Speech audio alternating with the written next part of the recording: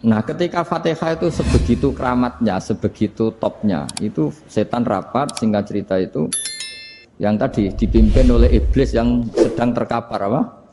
Terus tali obatnya nggak ada, cuma dia shock karena ada surat yang turun yang melafatkan itu pasti selamat dari apa? Neraka. Nah ini gimana saran Anda? Terus sarannya adalah bikin orang-orang itu lupa, tidak baca Fatihah. Nah ini rapatnya iblis. Idzabu wajtahidu hatta tufilu qulubahum hatta la yaqulu hadis surah. Kala yuksiru qira'ataha wa la yakunu lahum ajrun wa thawabun bal yakunu lahum adzabun wa iqabun.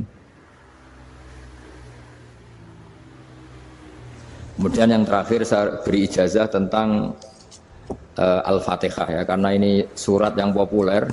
Kalau saya ijazahi Quran 30 juz pasti sampean enggak hafal. Atau ijazah surat Baqarah. Kalau mau Baqarah mau. Ijazahi surat Baqarah mau 2 juz setengah. Mau Mas Asep? Ya Fatihah aja yang gampang ya. Nah, udah. Ya kulhu Fatihah ini paket ringan ini. Tapi pahalanya apa? Besar. Ini beda ya, artinya selama ini mungkin Anda baca tapi monoton ya. Tapi ini saya bacakan teks aslinya tentang istilahnya itu mazaya itu kelebihannya Fatihah. Saya baca Arabnya dulu, nanti ini terakhir ya, ijazah tadi kan saran-saran umum tentang sosial. Ya, pokoknya jadikan kebaikan itu punya nilai sosial yang baik lah. Jadi nanti orang yang nggak amanah nggak laku, ya calon bupati, gubernur, presiden yang nggak amanah juga nggak laku. Begitu juga kiai yang tidak amanah juga nggak laku, suami yang nggak amanah juga nggak laku, istri yang nggak amanah juga. Sehingga kebaikan ini jadi nilai sosial yang dalam tanda kutip sudah keniscayaan. Yang diinginkan Allah itu seperti itu, bukan kebaikan yang dipaksakan karena kekuatan negara.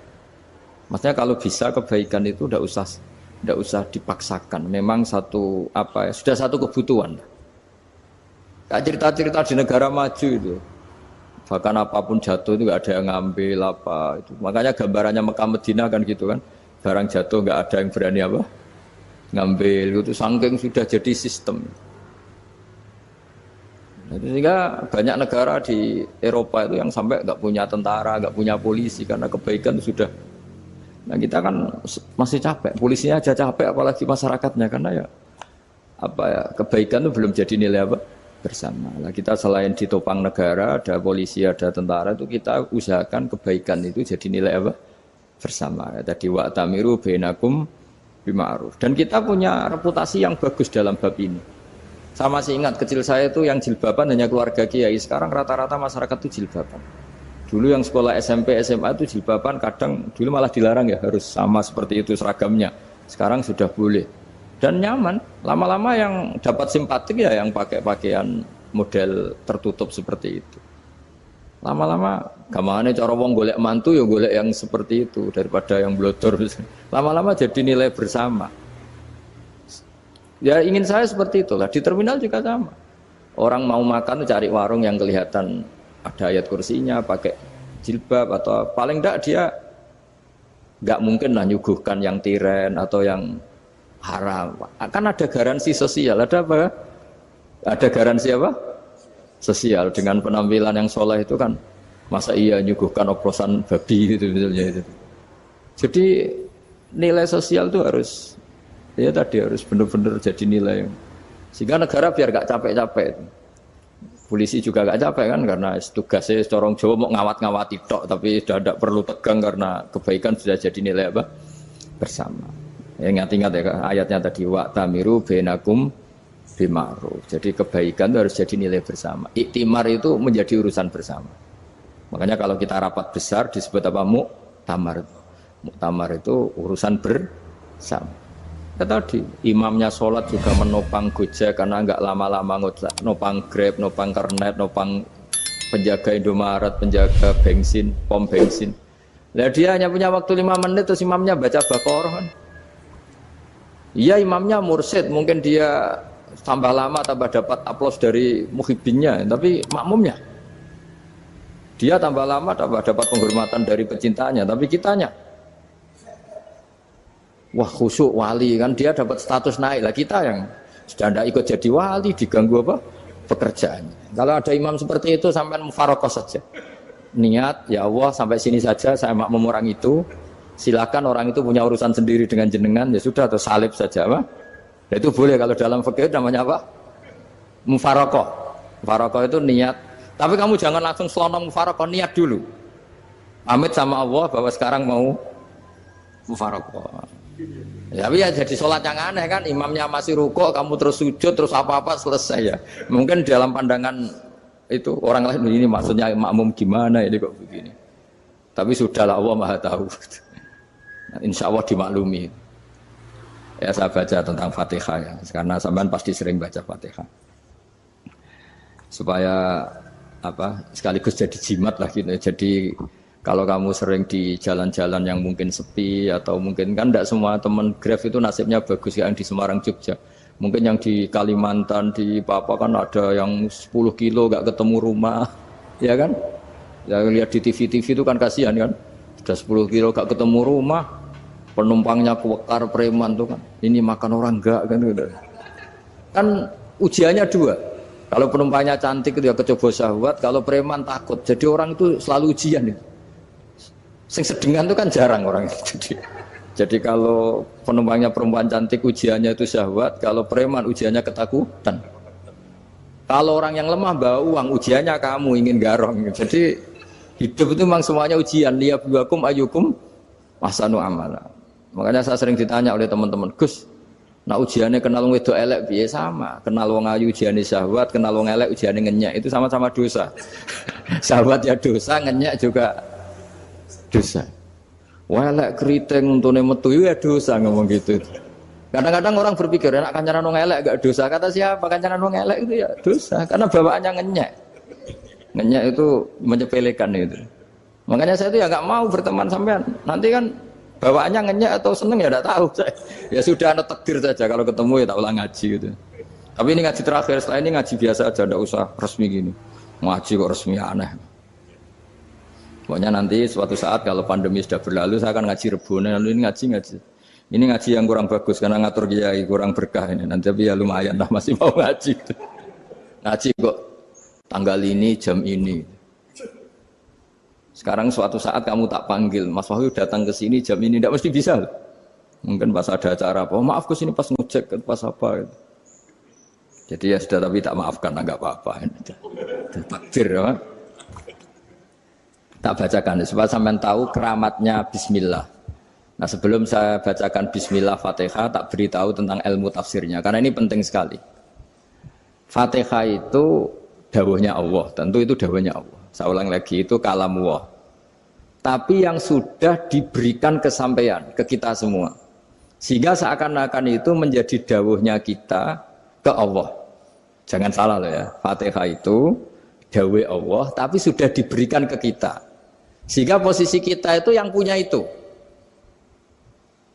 Nah, kenapa ini perlu dijelaskan? Karena nanti ada kalimat iyyaka na'budu wa iyyaka nasta'in. Kalau itu masih kalam Allah, berarti Allah ngomong ke kamu, ngendikan ke kamu, kepadamu aku menyembah. Masa Allah menyembah kamu?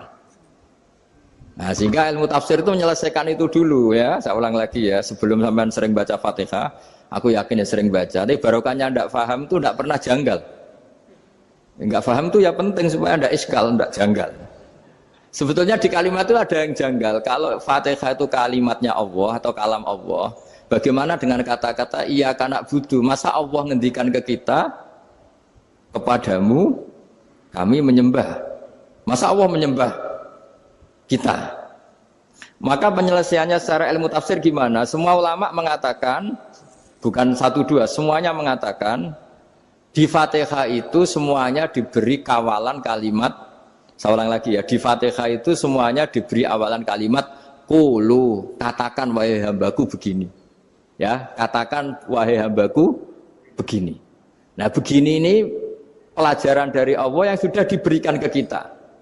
Terus kita mengatakan bismillahirrahmanirrahim, alhamdulillahirabbil, termasuk kita mengatakan iyyaka na'budu wa iyyaka nasta'in. Jangan bayangkan Allah ngendikan ke kita. Kalau Allah ngendikan kita berarti gini, hei wahyu, ihdinas siratal mustaqim, tunjukkan saya jalan yang benar. Nah nanti kamu terus, ya Allah, Anda aja minta tolong saya minta tolong siapa kan? Jadi panjang kan? Ya, saya ulang lagi ya. Jadi itu di Ulumul Quran diterangkan gimana? Sebelum baca Fatihah, ya. Fatihah itu kalamullah, ngendikane Allah, tapi yang sudah diajarkan ke kita dan sudah milik kita. Sehingga kalimat itu menjadi milik kita. Tapi ya kalamullah, tetap kalamullah, tapi sudah menjadi milik kita. Udah paham ya? Ya pinter naon. Ya, karena kalau tanpa penjelasan seperti ini, Anda akan iskal. Bagaimana Allah iskal itu janggal? Bagaimana Allah mengatakan iya anak butuh? Kan jadi aneh ya? Ya, jadi tak jelaskan secara ilmiah ya. Jadi kata ulama-ulama tafsir, ayat-ayat Quran seperti ini sebetulnya dimulai dari kulu apa? Meskipun nggak dilafatkan. Itu kan sama dengan qul huwallahu ahad Muhammad, katakan kalau Tuhan itu satu. Ya namanya Quran itu kan kalam Allah, membina nabinya, membina umatnya. Makanya dikatakan atau enggak, di sini tersembunyi kata qulu, katakan. Ya. Jadi ya ibarat apa itu? Kamu ngajari anak kamu lah. Le, panggil jenengan bapak kulo. Itu maksudnya anak itu, kalimat itu kalimat kamu, tapi kamu ajarkan ke anak kamu. Terus anak kamu bilang, Pak jenengan bapak kulo. Nah, ketika kamu mengatakan jenengan, bukan kamu mengatakan jenengan anakku, berarti anakmu itu bapakmu, kan lucu kan? Anak kamu ajari jenengan bapak kulo. Kamu, engkau, bapak saya. Terus anak kamu mengulang, jenengan atau kamu bapak saya. Berarti itu kalimat yang kamu ajarkan, tapi sekarang sudah milik anak kamu. Kalau itu kalimat kamu kan lucu, masa anak kamu bilang bapak. Nah itu seperti itu. Jadi ulama memberi solusi atau jawaban iya karena abudu. Iya itu sebelumnya ada kata-kata kulu, katakan wahai hambaku, hubungan kamu dengan saya adalah katakan iya karena abudu, wa iya karena nasta'in. Terus hubungan kamu dengan saya katakan juga dalam doamu ihdinas siratal mustaqim. Jelas ya, jadi itu kalam Allah yang sudah milik kita karena diajarkan Allah untuk kita. Dong ya? Ya dong, gak jelas gak. Tapi bagus, gak jelas itu bagus. Kalau kamu jelas gak jadi digrab, jadi gubernur.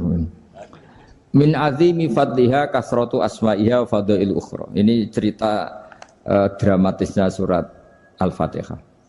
Qala Abu Hurairah radhiyallahu anhu inna iblisa ranna khina unsitat Al-Fatihah. Jadi iblis itu begitu kesakitan.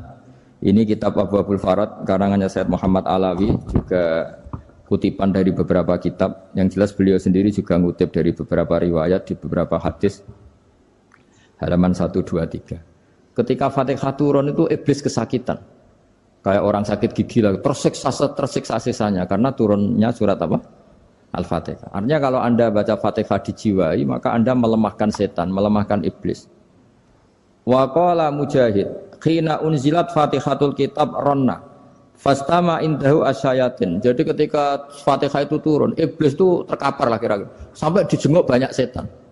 Jadi kemana di ICU lah kira-kira gitu kalau sekarang itu. Entah Covid entah enggak tahu, pokoknya di ICU sampai dijenguk banyak setan. Enggak tahu bawa apa enggak tahu, pokoknya dijenguk banyak setan. Ono yang nyangoni karena ini apa? Ketuanya apa? Pingsan, sakit. Di iblis itu sakit sampai dijenguk anak buahnya setan-setan. Ya, semoga kalian semua tidak kenal setan. Kalau kenal berarti teman, apa?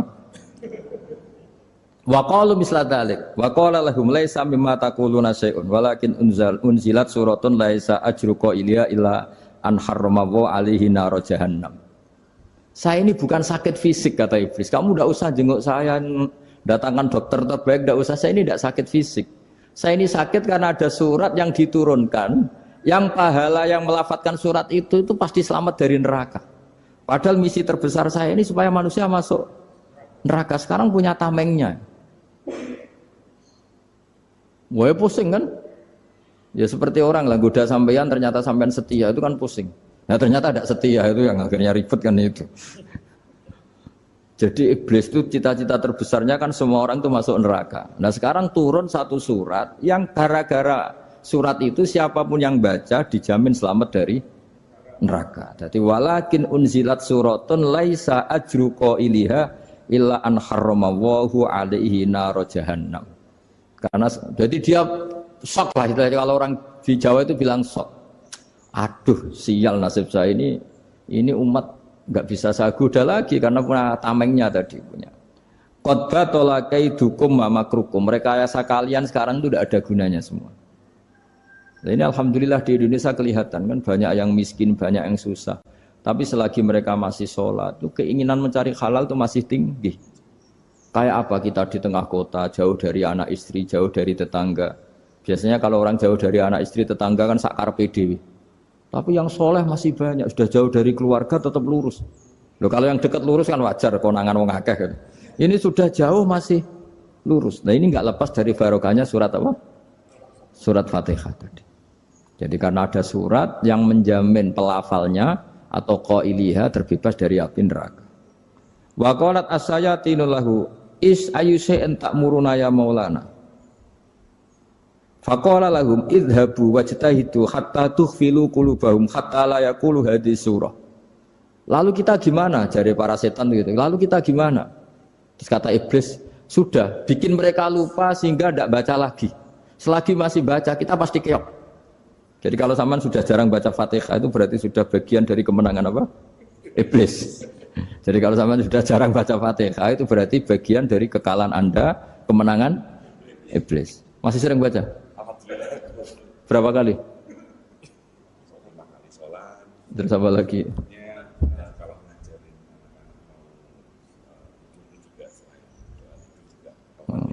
Kok 5 kali tok itu? Berarti pas sholat fardu tok itu? Enggak 5 kali itu mendingan itu 17. Kamu itu ngitungnya jangan 5 ini. 5 waktu itu berarti lumayan kan? Berapa? 17 ya? Ya. 17 ya? Ya. 17, tapi kalau makmum tuh sering separuh kan, apalagi makmum tarawih. Ya kan? Makmum tarawih itu bacanya Fatihah ada yang sempurna enggak ya? Ya enggak lah. Baru alhamdulillah rabbil alamin ruko ikut ruko gitu. Makmum kan yang tarawih lah Mas. Kalau tarawih jarang sempurna ya. Fatihahnya itu. Kan imam sudah ruko. Kamu bacanya Fatihah sampai mana? Baru setengah ya. Ya paling pas tarawih aja kan enggak sempurna ya. Apalagi kalau imamnya sing kilat tuh waduh malah. Nah, ketika Fatihah itu sebegitu keramatnya, sebegitu topnya, itu setan rapat singkat cerita itu yang tadi dipimpin oleh iblis yang sedang terkapar apa? Terus tadi obatnya enggak ada, cuma dia shock karena ada surat yang turun yang melafatkan itu pasti selamat dari apa? Neraka. Nah ini gimana saran Anda? Sarannya adalah bikin orang-orang itu lupa, tidak baca Fatihah. Nah ini rapatnya iblis. Idhabu wajtahidu hatta tufilu qulubahum hatta la yaqulu hadhihi surah. Kala yuksiru qira'ataha wa la yakunu lahum ajrun wa thawabun bal yakunu lahum adzabun wa iqabun.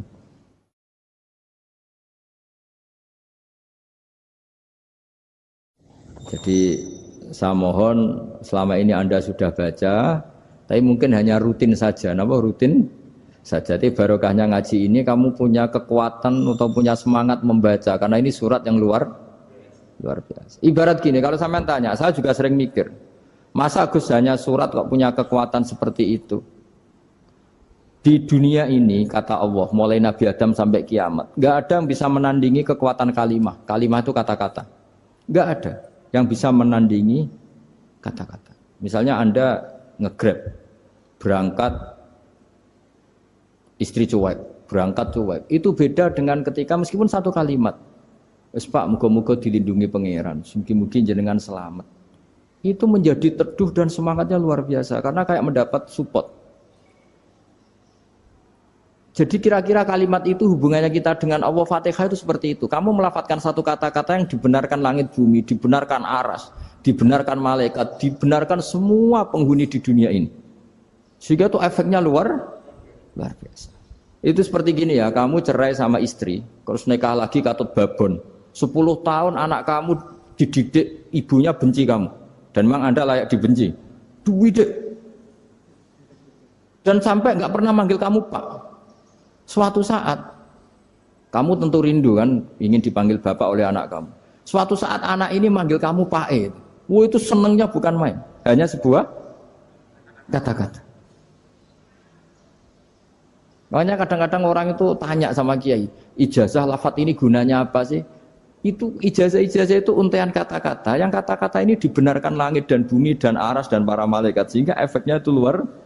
Nah ibarat seperti itulah. Kamu melafadzkan Fatihah itu melafadzkan kata-kata yang dibenarkan Allah dan Rasul dan semua malaikat, semua penghuni langit. Maka ini efeknya pasti luar.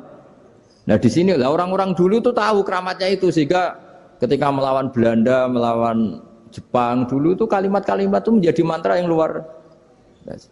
Doa yang luar biasa. Tapi di era modern karena orang sudah tidak ngerti itu, dianggap itu mantra, jimat, khurafat, bid'ah, waduh ribet meneh. Sebetulnya tidak seperti itu. Memang kata-kata ini kekuatannya luar biasa.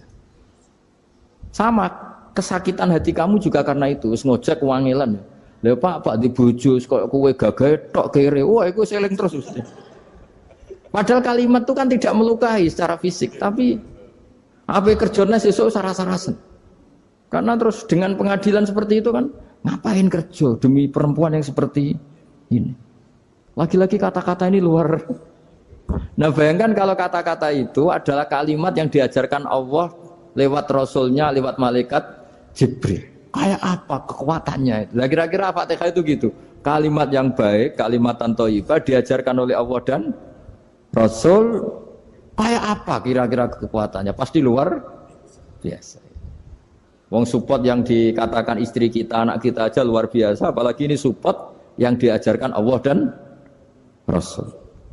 Ya makanya saya mohon kalau baca Fatihah, baca kalimat-kalimat thayyibah ketika sholat itu dijiwai.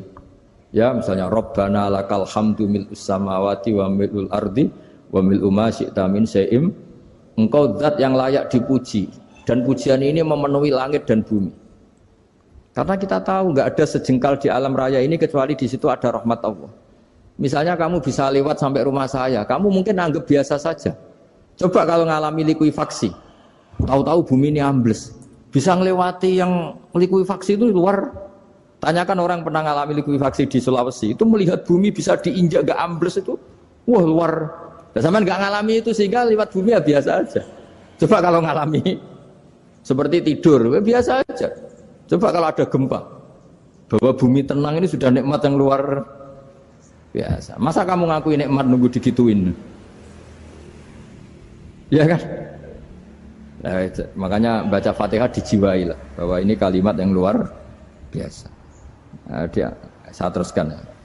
Warwa Muslimun fi sahihihi an Ibnu Abbas radhiyallahu anhuma annahu qala bainama Jibril alaihi salam qaidun dan Nabi sami anaqidan min fawqi farafa'a ra'sahu faqala hadza babun minas sama futihal yawma lam yuftah qaddu ilal yaum fanazala minhu malakun faqala hadza malakun nazza ilal ardi wa lam yanzil qaddu ilal yauma fasallim waqal absyir binuraini qad uti tahuma lam yu'tahuma nabiyyun qablak Fatihatul kitab wa khawatimu suratil Baqarah.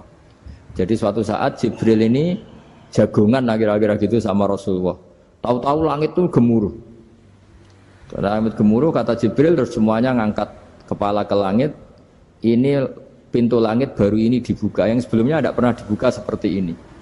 Turunlah malaikat, yang malaikat ini pun malaikat spesialnya enggak malaikat murahan lah kira-kira gitu, yang enggak pernah turun ke bumi kecuali juga saat itu. Dengan penyambutan yang luar biasa, dengan semuanya tidak pernah terjadi. Hanya karena surat Fatihah. Jadi ini surat yang luar biasa, pengawalannya lewat malaikat yang spesial, enggak pernah turun di bumi kecuali saat itu. Penyambutannya juga enggak pernah seperti itu, baru seperti itu. Jadi semuanya itu spesial. Nah, kenapa ini spesial? Karena di situ ada isi puja-puji kepada Allah Subhanahu wa ta'ala. Ada ikrar kita, alhamdulillahirabbil alamin, arrahmanir rahim. Ikrar ini penting. Kalau contoh paling gampang gitulah.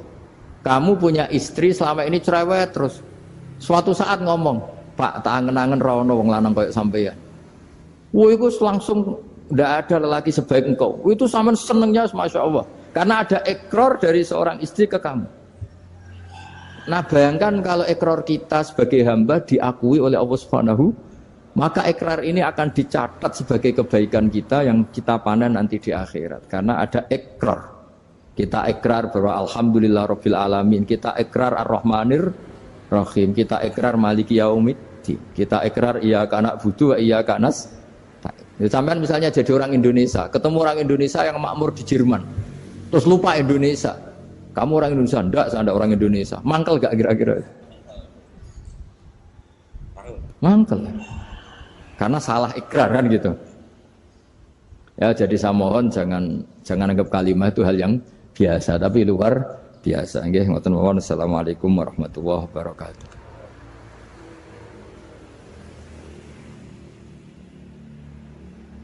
Saya berkali-kali kampanye di mana-mana lah, kampanye dan menganjurkan. Di antara catatan dalam Suhufi Ibrahim wa Musa kan ada kan di Quran itu yang dinamakan lampiran-lampiran wasiatnya Nabi Ibrahim dan Nabi apa? Musa. Itu di antara catatannya begini. Orang yang punya akal itu adalah orang yang bisa menikmati sesuatu yang baik. Misalnya gini, contoh gampang gini. Kamu punya anak pertama atau punya anak yang masih kecil, itu gendong tuh senangnya bukan main. Melihat anak sehat tuh senangnya bukan main. Mungkin saat itu banyak orang yang sedang maksiat dengan perempuan nakal atau dengan teman-teman nakalnya, yang nganggap seperti itu tidak nikmat. Tapi andaikan ini ditimbang ya ditimbang. Yang maksiat betulan, misalnya paling ukuran bahagianya itu 70%. Tapi yang ini, yang nimang anak baru lahir atau masih kecil, corong Jawa ngeloni anak, bisa saja bahagianya itu sampai 100%. Artinya selama ini kesalahan kita adalah nganggep maksiat itu pasti menyenangkan dan taat itu tidak menyenangkan. Makanya saya berkali-kali fatwa, untuk melawan kenikmatan maksiat, orang harus terbiasa menikmati taat, menikmati kebaikan. Jangan kira kita nimang istri nikmat, nimang anak nikmat, ketemu teman yang lama tidak ketemu juga nikmat. Artinya kita akan melewati berjam-jam untuk jagungan sama teman, sama anak, sama istri. Dan itu harus kamu nikmati. Supaya mengganti tidak berkebutuhan nikmat yang lewat jalur maksiat. Jadi saya mohon sarana-sarana yang menyenangkan itu, yang taat itu kita maksimalkan. Makanya bapak saya itu sering pesen, kowe nak ngaji sing guyon, sing seneng. Nganti wong maksiat itu karena cari kesenangan. Coba kalau kesenangan itu sudah didapatkan saat taat, maka tidak butuh lagi kesenangan yang berbentuk maksiat. Makanya orang-orang wali dulu kalau sudah sholat itu gak bisa berhenti karena merasa nikmat. Makanya Nabi pernah ngendikan wa qurratu aini fi sholat, nyaman saya itu kalau sedang sholat.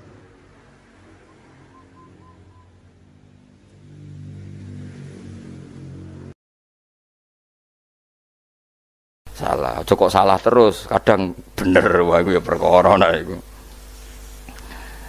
Enggak, sing penting kowe mesti dawe ijazah ulama-ulama dhisik. Misale rapal Quran kabeh apal ayat kursi. Ayat kursi iku semua Quran iku ditulis ning Lauh Mahfuz kecuali ayat kursi. Dewe Nabi khusus ayat kursi iku aku jupuk min kanzil arsy. Dadi gamane Nabi ngendikan semua ayat-ayat Quran iku ning dokumen umum nggih ngono teng Lauh Mahfuz, tapi aku jupuk ayat kursi min kanzil arsy. Kok gudangin apa?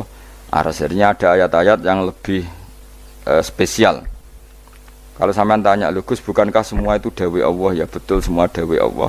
Tapi tetap ada dawai Allah sing hubungannya dengan makhluk. Itu di kelasnya kelas fadhil, keutamaan yang biasa. Ada ayat-ayatnya Allah yang tentang dirinya sendiri, itu yang tidak tertandingi. Ya kayak ayat kursi. Ayat kursi itu kan ayat di situ Allah menerangkan dirinya sendiri.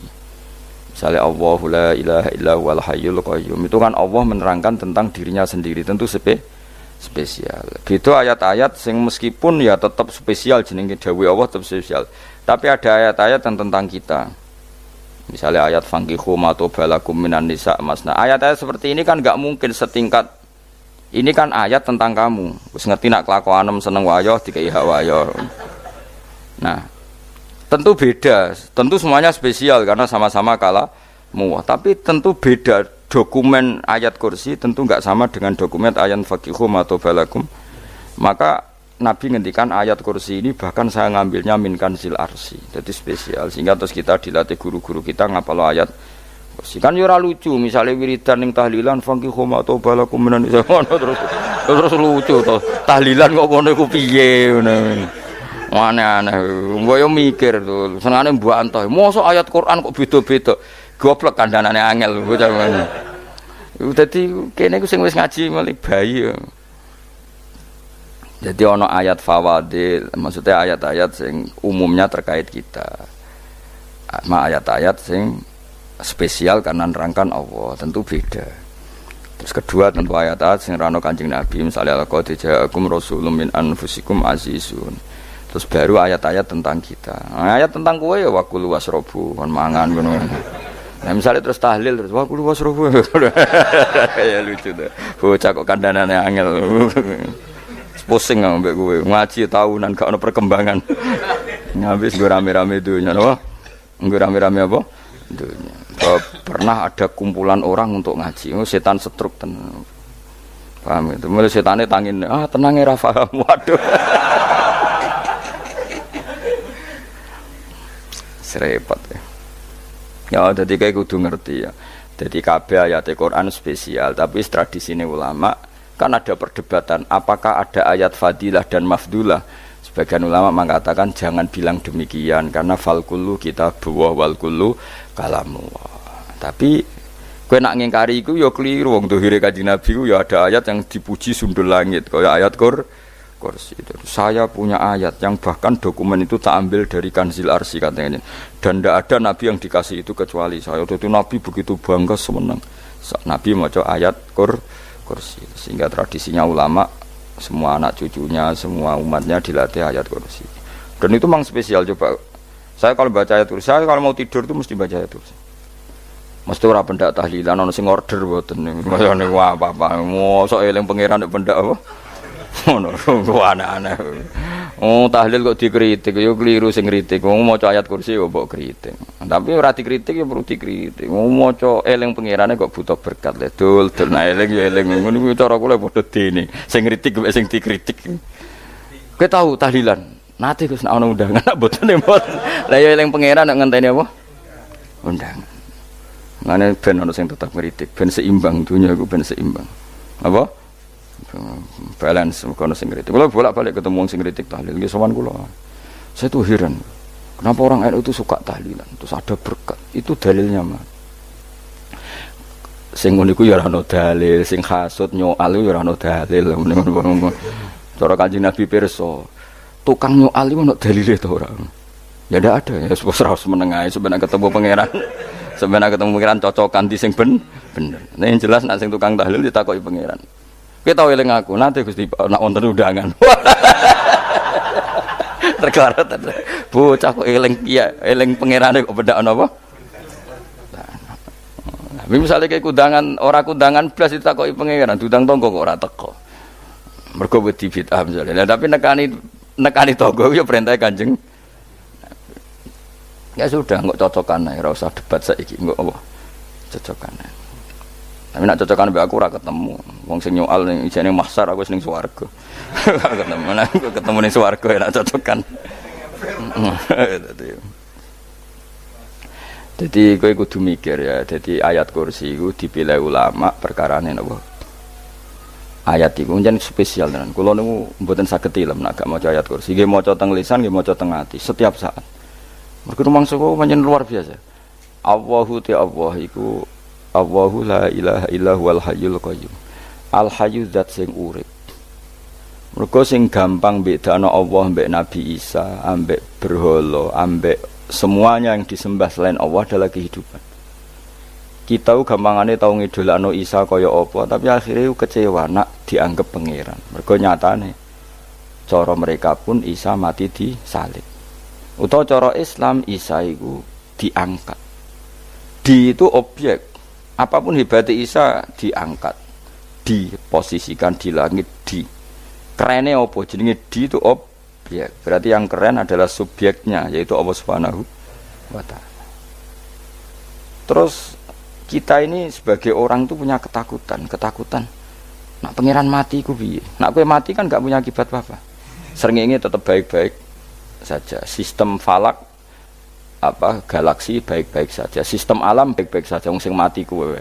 Bayangno nak sing mati pangeran. Maka ketakutan seorang mukmin adalah apa? Punya Tuhan yang mati. Kemudian itu diobati bahwa Tuhan kamu itu Tuhan sing aman, al-hayyu sing selalu hidup. Kemudian disifati lagi al-qayyum. Apa artinya hidup kalau bergantung orang lain, bergantung makhluk lain? Itu gak keren, karena bergantung itu gak keren. Al-qayyum, yang Allah itu zat yang berdiri sendiri. Oh itu kan terus sempurna. Lu kan maca ayat kursi sempurna. Bejane Gusti kula maca ayat kursi. Kowe ora maca iku kasihate mbahmu. Bocah kok. Oh, bocah ora bakat wali. Teke wis elek. Kabeh dimaterekno. Kasihate opo nek maca ayat kursi? Kasihate mbahmu ngono. Jimat ya seneng. Purno ya seneng. Maksudnya ku, tapi mbok gedhingi teman-teman yo ora oleh pancen rezekine kadol jimat ke bi. Sing iso ngatur rezekine wong sapa? Wis keben, muga disepuro pangeran. Ra disepuro ora apa-apa, kelakuan kok ngono iku piye. Wis terserah pangeran ae. Jadi Allahu la ilaha illa huwal hayyul qayyum. Kemudian setelah hidup, itu bisa saja gak peduli kita karena pas ngantuk atau pas tidur. Terus disifati la ta'khuduhu sinatu walana. Dan zat yang hidup itu tidak pernah ngantuk, tidak pernah tidur. Akhirnya kita ini nyaman, punya Tuhan yang spesial, yaitu hidup dan berdiri sendiri, tidak ngantuk, tidak tidur. Terus budi lahu ma fis samawati wa ma fil ardh. Ya, dan miliknya Allah semua yang ada di langit dan bumi. Keren. Kita ini butuh air, butuh apa saja, dan itu milik Allah.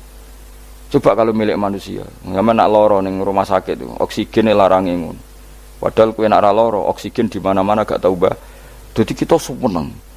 Alam raya milik Allah kita seneng, karena alam ini milik zat yang nggak butuh alam raya, sehingga kita yang make. Allah bikin air, Allah nggak butuh minum. Allah bikin padi nggak butuh makan. Dia bikin semuanya untuk kita.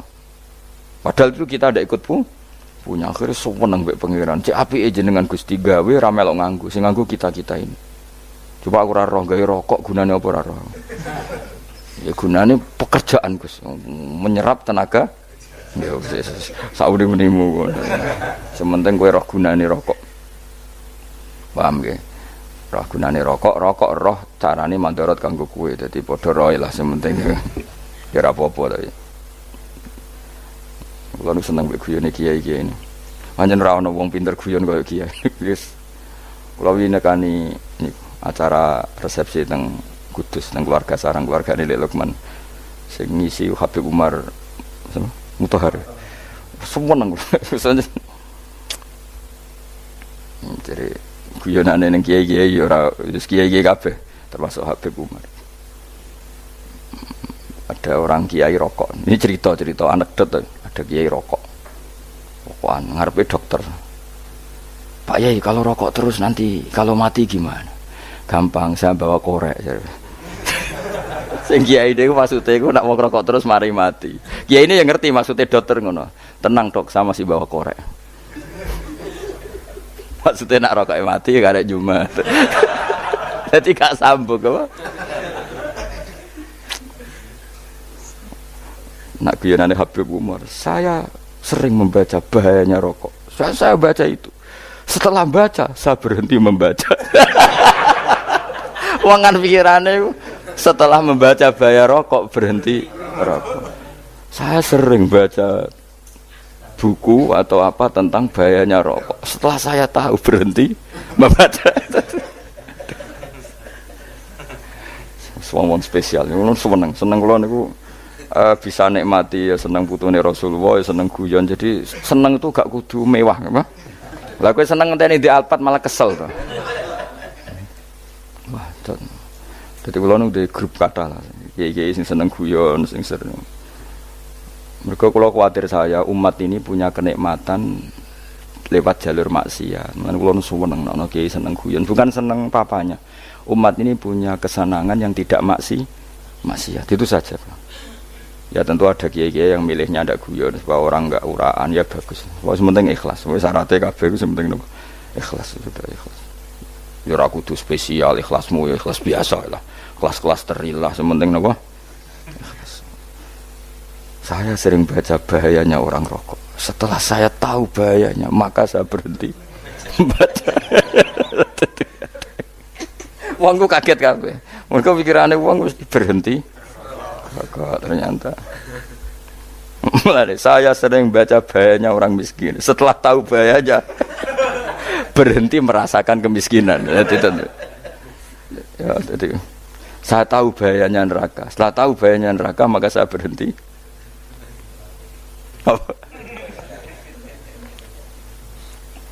Ya, jadi terus disebutno lahu ma fis samawati wa ma fil ardi. Terus kita nyaman.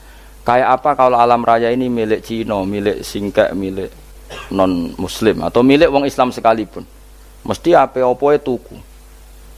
Repot. Tapi berhubung alam raya ini milik Allah, kita nyaman. Mergo wa izzat sing super lomo, super dermawan, super semuanya. Akhirnya nyaman. Gamane iso turu. Lan kula nang rumah ayat kursi ora iso turu, pe turu. Kan ya maca lesane gak ati kula maca. Lahu ma fis samawati wa ma. Terus mangzalladzi yashfa'u indahu illa bi'izni. Ketika Allah itu segalanya, tentu yang punya otoritas syafaat, punya otoritas apa saja nunggu izinnya Allah Subhanahu wa taala. Ayat yang spesial ini. Kemudian kiai-kiai punya cara supaya umat itu hafal, dibikinlah metode tahlil maca bareng-bareng. Tapi kemudian ya sudah itu, nasibnya terus kurang baik. Nasibnya kurang baik. Ada yang bid'ahkan, ada yang setengah-setengah ngafirno. Sing maca ya padha dene, ra paham mbek ngantuk, bentuk berkat mulai sudah akhirnya terus. Lah sampean bela dikesembelo sing bener wis takok provokator kowe. Sing jelas latih maca iku terus. Dadi Allah pirsa nak macamu ora golek berkat. Tapi nak mau tahu tahlil hati. Eling apa tahu hati, benda apa? Kowe eling pangeran kok ngenteni wae. Allah, iku tunggale. Tahu muni alhamdulillah nate apa nak permangan. Lho muni alhamdulillah kok ngenteni permangan bocah kok ora karo-karuan. Wong ora bakat wali kok teke wis elek. Njape wis keliru terus. Masih wong khusuk lah, ora bakat wali, khusuk tok tapi wis ruwet, uripe ku ruwet. Terus lahu ma fis samawati wa ma fil ardi man dalladhi yash'indahu illa terus ya'lamu ma baina aydihim wa ma khalfahum. Dan Allah tahu apa yang di depan kita, di belakang kita. Terus kita lagi-lagi nyaman. Kayak apa misalnya kita yang lemah ini tidak dalam pengawasan Tuhan. Jika mana kalau misalnya dia anak cilik, anak itu tidak nyaman kalau ketika main gak didelok wong tuane, karena dia tahu ada hal-hal yang dia tidak bisa menggapai dan butuh setiap saat pada orang tuanya untuk membantu menggapai itu. Jadi anak masih seneng dolanan, sukanya diperhatikan tetap. Nah kita ini seneng sekali main ning dunyane pangeran diperhatikan Allah Ta'ala, karena Allah selalu tahu kita. Jadi terus nyaman. Jadi semua ayat itu menjadikan kita nyaman. Nanti Kanjeng Nabi ora sare sedurunge maca ayat kursi, ora sare sedurunge maca surat musabbihat. Dan saya dalam banyak hal niru itu. Nabi urung sare nek ora maca surat Hasyr. Lah aku ijazah iku kowe kan ra mungkin surat Hasyr ning juz pira wae kira roh kok dijazahno. Sing iku lho sing diakhiri suti la anzalna hadzal qur'ana ala jabalil la ra'aitahu khashi'am. Itu tapi kok malah kok ngarep subhanallahi ma fis samawati wa ma fil ardi wa huwal azizul hakim. Terus waladhi akhrajal ladzina kafaru min ahli kitabim. Ya bener subhanallah ma fis samawati wa ma fil ardi. Terus tak terusnya terus waladhi akhrajal ladzina kafaru min waladhi akhrajal ladzina kafaru min ahli kitabim min diyarihim li awalil hasr ma dzanantum ayakhruju wa dhannu annahum mani'atum husunuhum min Allah fa'atahum tak terusnya serang rapal. Akhirnya ya itu tadi. Terus terakhir apa? Ya'lamu ma baina aydihim wa ma khalfahum terus wala yuhituna bi syai'in min ilmihi illa bima. Dan seseorang itu tidak punya ilmu kecuali dengan kadar yang dikehendaki Allah. Bahwa kita ini selalu objek. Punya ilmu ya dikasih, punya rezeki ya dikasih, punya apa saja di. Sehingga status kita makhluk, statusnya Allah khalik, statusnya Allah itu memberi, statusnya kita hanya penerima. Itu bahkan termasuk bab ilmu. Bab ilmu itu taunya kita ya hanya diberi illa bima terus wasya kursiyus samawati wal ardo, dan kursinya Allah itu meliputi langit bumi, sehingga kita tahu wah keren Terus wala yaudu hifdzuma, dan ketika alam raya sebesar ini Allah tidak pernah capek mengurusnya. Ya, sampean tak pasrahi gawe kok ngrumat srengenge. Sampean ngrumat listrik omahmu lho, kadang kabel pedhot, dope pedhot. Iku Allah ngrumat srengenge mulai digawe nganti saiki. Gak tahu mati. Gak tahu bayar. PLN lho kon gawe 0, sekian gak tahu rusak setahun kon jamin ora ngara iso. Allah gawe srengenge mulai Nabi Adam nganti saiki ora tahu bengkelno. Oke gak tahu mikir ngono, jen rawali yo. Lah srengenge misale error terus pangeran ngumumno, leren sik 3 wulan lagi ditoto. Ya repot dol-dol. Ngono kok ora tahu mikir bocah kok. Lan utek sing anut wali-wali itu teke waras. Men dhuwit ora di dhuwit sumpek di dhuwit seneng wis ngono tok pikirane. Ora tahu kagum mbek srengenge, ora tahu bengkel, ora tahu. Mergo emang ora bakat wali itu teke wis innalillahi wa inna ilaihi raji'un. Ngono ya kok do urip wong ngono. Habis ben urip pancen waya apa? Mati rame-rame apa? Donya nak ra ono ku ya sepi tenan. Gak ana wong gawa nasa ilfat ngalor gitu. Ngaji sepeda dibayar paham ya mulai ra paham mulai. Kok takoki bojone bar apa kaji. Mau Gus Pak nerangno apa? Delok rekamane iki. Atek dah wae. Tapi aku luwih seneng ngono, timbang kowe nyimpulno malah tambah keliru kabeh. Kula niku paling asline paling ra cocok ngaji disimpulno. Uteke beda kok nyimpulno iku terus piye. Tapi dilarang piye wong niate ya seneng, tapi didukung mesti keliru. Wong nyimpulno keliru. Mergo mesti nganggo uteke dhewe. Wis ben kono rame-rame apa. Ndonyo. Kulo kadang mikir ya Allah. Lah saiki PLN ngurus listrik sak Indonesia iku dibagi-bagi per wilayah. Jogja tok, kok Bantul tok iku wae bengkel. Apa nggih srengenge iku langsung bener terus. Nek wong bosen digawe bengi ben ra ketemu srengenge digenti bulan nek enak. Kok bosen matahari, bosen rembulan ana mendung wis turu. Diamuk bojo lah laudan selali.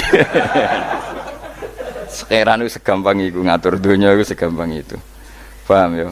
Jadi enak lah pokoknya urip wis enak, pokoke kabeh anut pangeran wis enak. Wala yautu hifdzuhuma wa huwal alil azim terus turu. Semun Gusti kula tak tilem seteng donya baik-baik saja. Sowan nang mbek pangeran. Lah maca ngene kok ngenteni kundangan. Kok kon dadi wali kuwi. Lah sing ora hafal ayat kursi terus ngritik, ora hafal.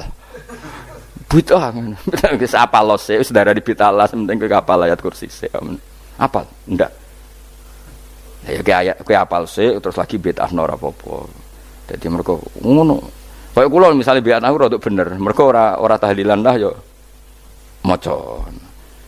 Lan kula yo bingung ngadepi jenengan belondi padha ora jelas iki. Yo ayat kursi ku waca. Nah, tentu ayat yang seperti ini kan enggak mungkin kualitasnya setingkat nyuwun sewu ayat wa kulu wasrobu. Makanya banyak ulama sampean delok teng kene itqon teng kitab-kitab tetap ada ayat sing spesial, ada ayat sing spesial tapi tentu enggak sekelasnya. Jangan kamu katakan atas bawah nanti suul adab bekala muwah, tapi tentu spesialnya ayat kursi itu tentu super karena menerangkan Allah sendiri. Sementara beberapa ayat menerangkan hak kita sebagai manusia, misalnya wa kulu wasrobu, tentu kualitas fadhilnya beda. Tapi jangan katakan klasmen, jangan, karena kurang sopan dengan kalam wah, tapi tetap beda. Makanya Nabi ngendikan ayat 3 apa loco nak turu waca di mana-mana waca. Oh, Nabi begitu bangga dengan ayat kursi. Akhirnya kena bakul ditulis didol. Paham apa? Ditulis didol. Nah, baru kayak didol ya kayak hikmah akhirnya dipasang ning ruang tamu. Akhirnya ketara iki wong Islam bera Islam barokah ya ayat kursi. Wis pokoke berpikir positif wae. Wah, berarti sing di omah Islam bukti nopo ana ayat kursi ini. Lho kula nu beberapa kali diselametno ayat kursi. Kula nak ning perjalanan marung. Itu kadang ya merasa nyaman mergo ning warunge ana ayat. Wah, berarti Islami lah. Ora kuwatir iki ana daging celeng, tetep nulung ngoten. Ya ini jujur mawon kula niku tetep asobia. Artinya nak ning perjalanan sing gak jelas lor kidule ora ro daerah kok marung ana ayat kursi. Paling ndak kan orang ini punya etika. Kira-kira ora bakal apa? Jualan daging babi lah misalnya. Ya tetap bantu lah tetap. Umpamane terus dikek nggon salat. Sanajan to sing duwe misale mbok salat ora ya ora perlu. Ya aja suudzon ngono wis anggap ae mosok masang ayat kursi kok. Ya sih gitu. Kan lumayan ada perangkat yang itu. Akhirnya ya bakule payu ayat kursi ini sing di omah ya payu promosi nek iki Islami sing blonjo ya nyaman wis padha enake lah. Ayat kursi ini sing ngenes mergo tinggo. Ya tapi ya ndak lah. Nak niate ngono ya tapi ya ayat kursi tetap mulia dengan dirinya sendiri. Kulo seneng tenan mbek jenenge ayat kursi ya. Ya tadi kekhawatiran kita punya Tuhan yang tidak sempurna itu terjawab bahwa Tuhan kita super sempurna. Jadi kulo bayangno grepe turu njen seneng. Senenge wae Gusti nak kula turu iku langit bumi gak masalah. Bayangno nak pangeran sing turu, sistem Tuhan hancur. Makanya syaratnya jadi Tuhan bala takhuduhu sinatu walan. Padahal kita menyaksikan Nabi Isa turu. Beberapa yang dituhankan selain Allah turu ngantuk. Bayangno misalnya kowe pas donga sing mbok dongani turu. Kan kacau. Makanya Allah mensifati dirinya dan itu memang fakta la takhuduhu sinatu walanam. Allah ora tau ngantuk, ya mboten nate. Akhirnya sewenang kita sewenang banget mbek pangeran. Mergo dengan sifat-sifat seperti itu. Akhirnya raditu billahi napa rabba wa bil islami dina. Al-Islamu siji Islam Al-Qur'an lan Qur'an Muhammadun Rasulullah. Wa yang bagilan saya celana ketika kita anak kula enten ngucap kita fi kulli yaumin raditu billahi napa rabba wa bil islami dina. Raditu ridho ingsun billahi lan rabban sebagai pangeran. Aku ridho banget, seneng banget Allah sing dadi pangeran. Muga mau pangeran liyane Allah ya kacau tenan. Nanti pangeran terus turu. Terus ngantuk, nak ramangan lemes kan pusing. Apapun hebatnya Nabi Isa misalnya mbok pangeran ya pusing. Kadang pas sare, dungani tenan jebule pas apa? Sare yo ribet. Tapi kita di pangeran sing la tak khuduhu sinatu wala bil islami dinan wa Muhammadin sallallahu alaihi wasallam rasulan wa nabiyan wa bil Qur'ani hukman wa imam. Dan kita ridho Quran sebagai panduan hukum lan dadi imam. Imamu panu mantap. Terus nikmatmu piro? Islam, Quran, Muhammadur Rasulullah wal afiatu lan sehat. Difaul makarih tegese ora. Kaya kowe ngene iki ra di dhuwit lah kan gagah. Ora ning penjara, jajal kene penjara, lara kabeh. Baru kae ra di penjara Mas yo dirokok saler ngalor ngidul. Ambek nggo nasoihul ibad bariku kenalan nggih grup wis rame donya wis. Gak penting ngaji paham ora penting, sementing tambah kenalan. Amit-amit tenan wis ben kok nego rame-rame apa donya. Wasitro lan ketutup sangka celok esatrul uyub. Dalah celamu ra konangan wong akeh. Yes, padahal ya kurang ajar lho kara-karuan. Dalah ya rapati konang. Kenapa rapati konangan? Karena liyane ya sejenis. Jadi saling menutupi. Alhamdulillah saling wal ghina lan semuge aninnas termasuk nikmat iku orang enggak tergantung orang lah fi umurid dunya ing dalam urusan dunya. Tapi nek urusan akhirat kowe ra iso ora bergantung guru. Jadi semuge sangka manusa terbebas itu maknanya urusan dunia. Nah, urusan akhirat kita butuh sanad kita ila Rasulillah sallallahu alaihi wasallam. Kowe ora oleh beragama berpikir sendiri, ora oleh agama itu riwayat kowe ora oleh mendekatkan Allah dengan cara kamu sendiri, ora oleh kudu nganggo sanad. Sesuai kaya wong-wong filsafat sing oknum iku. Saya ndak perlu salat. Allah kan ndak butuh ibadah kita, ngapain kita salat? Mbahmu ngono sing wong ngerti nek Allah ora butuh kita saja kok bogo kebanggaan mulai dhisik kiai yo ngerti nek Allah ora butuh kita yang butuh Allah. Lah mengekspresikan butuh kita kepada Allah kita nek Allah ora tau butuh, bocah kok goblok ora karuan. Lah iku karena dia berpikir cara beragama dengan pikirannya kita ndak. Kita tahu Allah ndak butuh kita tahu. Kenapa kita salat? Karena kita butuh Allah. Nah butuh Allah itu implementasi kita di ajarannya Rasulullah kita sholat. Kok malah Allah ora butuh sholat. Jadi kira sholat Allah ora apa-apa. Kowe ra ono wae Allah ora apa-apa, kowe aneh-aneh wae. Zaman kowe ra ono Allah ya ora apa-apa, baik-baik saja. Itu jokono kowe iku masalah, tapi ora bagi Allah, bagi kamu sendiri. Nah Allah ora masalah wis nyediakno neraka. Ya jadi orang itu boleh tidak butuh orang lain tapi fi umurid dunia. Nah, urusan akhirat kalau tidak butuh sanad ya wa inna hadzal ilma dinun fangzuru amman ta'khuduna dinakum. Agama ini ilmu, kamu harus punya sanad. Ya mau misalnya kula alhamdulillah di sanad kata lah.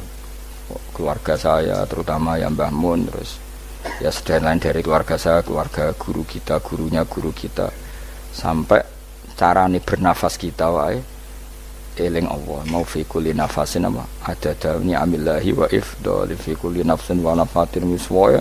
Kita semua nafas kita.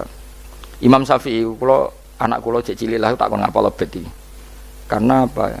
Jangan kira Imam Syafi'i terus koyo kowe mau belajar fikih mboten. Imam Syafi'i nek ape turu niku kula apal beberapa syairnya Imam Syafi'i. Makanya saya tambah seneng ambek jeneng Imam Syafi'i. Jadi beliau nek ape sare napa?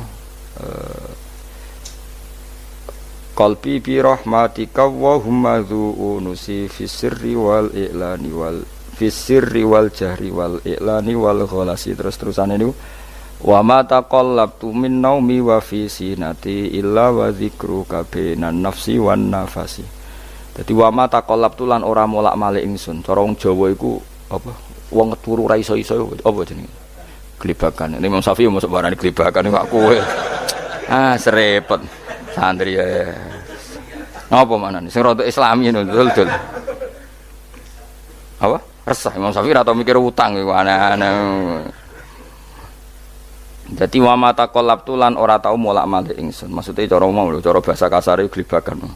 Fi naumi ing dalem turu ingsun, wa fi sinati lan ing dalem ngantuk ingsun. Illa wa dzikruka kecuali eling teng jenenganku benan nafsi antarane jiwaku wan nafasi lan nafasku. Wa ma taqallabtu fi naumi wa fi sinati illa wa dzikruka bainan nafsi wan nafasi.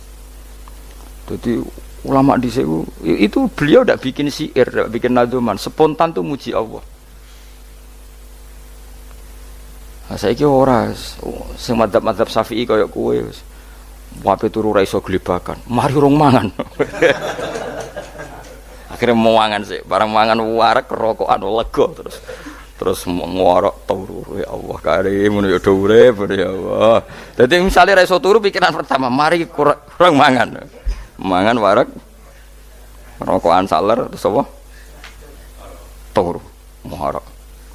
Wah karim setan min hawalika kanan kiri setan Pak. Padahal ulama dhisik ape turu wudu se maca tasbih se bariku angen-angen pangeran Rabbana ma khalaqta hadza Fatilah terus bismika Allahumma ahya bismika amun terus bismika wada'tu jambi wa bismika arfa'u Allahumma rabbas samawati sab'i wa rabbal arsyil azim rabbuna wa rabbu kulli syai' falikal habbi wa nawa iku donga turu ora ngarapal donga iku yakin wis kowe muni wah Gus Bak ngenyek wong tak tes malah ke isin ya dongane turu iku sing terkenal lho donga turu mek donga ngaji padha Allahumma bismika Allahumma ya bismika mereka ana kiai kota Bu tahu doa ngaji enggak tahu Pak Ustaz dongane bismika Allahumma ya bismika lho Pak Ustaz itu doa tidur karena kalau ngaji mana jare ora kiai donga turu mek ngaji ku padha aku dhisik wis maksude ku piye kok donga turu mek ngaji padha jebule nak ngaji turu ana kena ngaji dongane bismika Allahumma ya bismika terus ngaji faslon wis tok ndi-ndi serepet wis rame-rame jute yo urip apa wal afiatul lan afiate difaul makare tegese ketolak sangka barang sing ora seneng supaya kula suwun nggih supaya jenengan sing seneng pangeran iki sai-sai samu supaya piye-piye sifat dasar wong mukmin ya walladzina amanu asyaddu hubbalillah misale ora iso asyaddu ya sementing hubban. Ya tentu asyaddu itu wong mukmin banget senenge ning pangeran. Kena makome rong iso asyaddu ya sementing ana senenge. Ya ana apa? Ana senenge wis dengan kadar yang klasem lah sampai iso senenge. Lah ana makome para wali ya asyaddu apa? Banget seneng. Mau ape turu nek orang maca ayat kursi gak lega ya paham. Cukup maca ayat kursi bedak tahli. Mulane aku seneng ono sing ngritik aku seneng. Ben rame itunya, ben seru. Sing kritik ya muka-muka apal tahlil. Jadi ngritik itu fair, ora apa-apa apal terus ngritik. Mun tahlil sing musolli Abdullah sallallahu alaihi wasallam meneng kabeh wis. Iku men ada sing ngritik, sing melok ora apal. Pokoke ujug-ujug muni ho filun. Susah. Piye to kok musolli Abdullah salati ala sati makhluqatika Nurul Huda saya Mas. Nurul Huda terus Oh, iku sing guri wis mau ora kopi. Aduh sing ramene tok. Mak kiai apal wis profesi ini apal dene. Karena ning desa iku modele permanen, bagian tahlil yo tahlil terus, bagian donga yo. Jadi sehingga kiai donga kok digeser dadi mimpin tahlil yo gagap. Lho akeh lho kiai ngalim kon mikir tahlil yo mikir mergo wadah teng daerah kula kiai ngalim bar kon mikir tahlil terus maca lelel wodok. Wah niki sempun niki pun tak takoki kene apa? Kapal. Dene ra apal urutane iku ra apal. Iku kan butuh apa ya? Butuh keahlian gitu. Repot. Kok gini sing tahlil loro. Kapok ngene. Nah kula tetep apal tapi singkat ae. Niku ono sing luwih ahli to. Sing guri wis sing guri kacau meneh. Tahlil dening kiai iki sing guri sampe wah suwi iku. Mergo wis terkenal mbah iku nak tahlil. Suwi aduh. Masyarakat repot bareng diumumno BMC tahlil dipimpin kiai niki sing guri jabe wah suwi. Aduh. Lah donga dening Gus Pak dos wah cepet mesti Gus Pak. Aku mergo ngono donga suwi ra mesti mandi ya sadok cepet ae timbang donga guri. Sing guri mesti gremeng ana wong gak terkenal dongane suwi dicing wis guri. Waduh apa? Sawe. Mergo pikirane wong-wong wis nang berkat dibagi mulai. Mulane sing kritik ku keben ben balance ben seimbang. Cuma kalau suwon sing kritik ya kudu ngergani lah piye-piye iku umat dilatih kenal pangerane liwat kalimat thayyibah karena itu cara. Coba nek wis kenal ya aja waca bendak dalil, ape turu ya diwaca ning omah ya diwaca.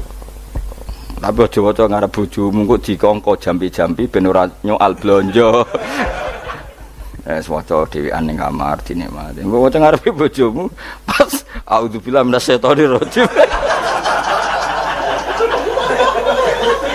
Bojomu liwat, memang aku setan. Ora perkara tok. Enak memang dia barani minasyaitonir rajim. Ya nek maca kok banter-banter ngarepe bojomu pas liwat pas apa auzubillah. Minasyaitonir rajim. Bojomu ngamuk malah repot.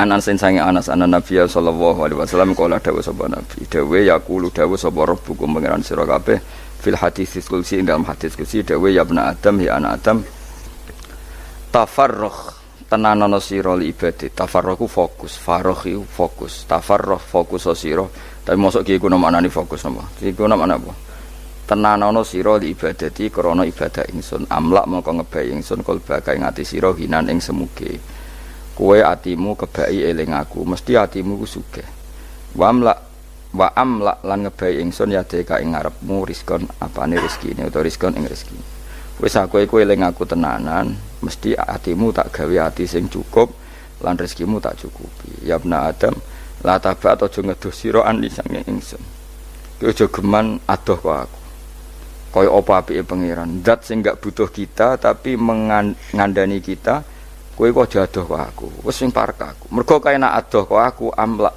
mongko nut apa jenenge ngebai ingsun kalbaka fakron kowe nek adoh kok aku mesti kowe fikir nek aja sampe kowe yo fikir ati fikir donya mergo adoh kok pangeran wong kok adoh kok pangeran di amlak kalbaka fakron wa amla ulan ngebai ingsun yade ka ing tangan loro sira suhulan ing sibuk akhire wis adoh pangeran sibuk tapi ora dadekno barokah uripe iku lara-larane wong kaya ya sibuk kangelan jebule ora dadi barokah uripe mergo adoh saking pangeran ruang riwayat hadis sapa Tabrani Imam Tabrani wal Hakim lah falam ma ta'antu fi thamani asyrata wa sannaftu kitab qadaya sahaba wa tabi'in terus sannaftu tarikh fil Madinah inda qabrin Nabi sallallahu alaihi wasallam wa kuntu aktubuhu fil layalil mukmirah.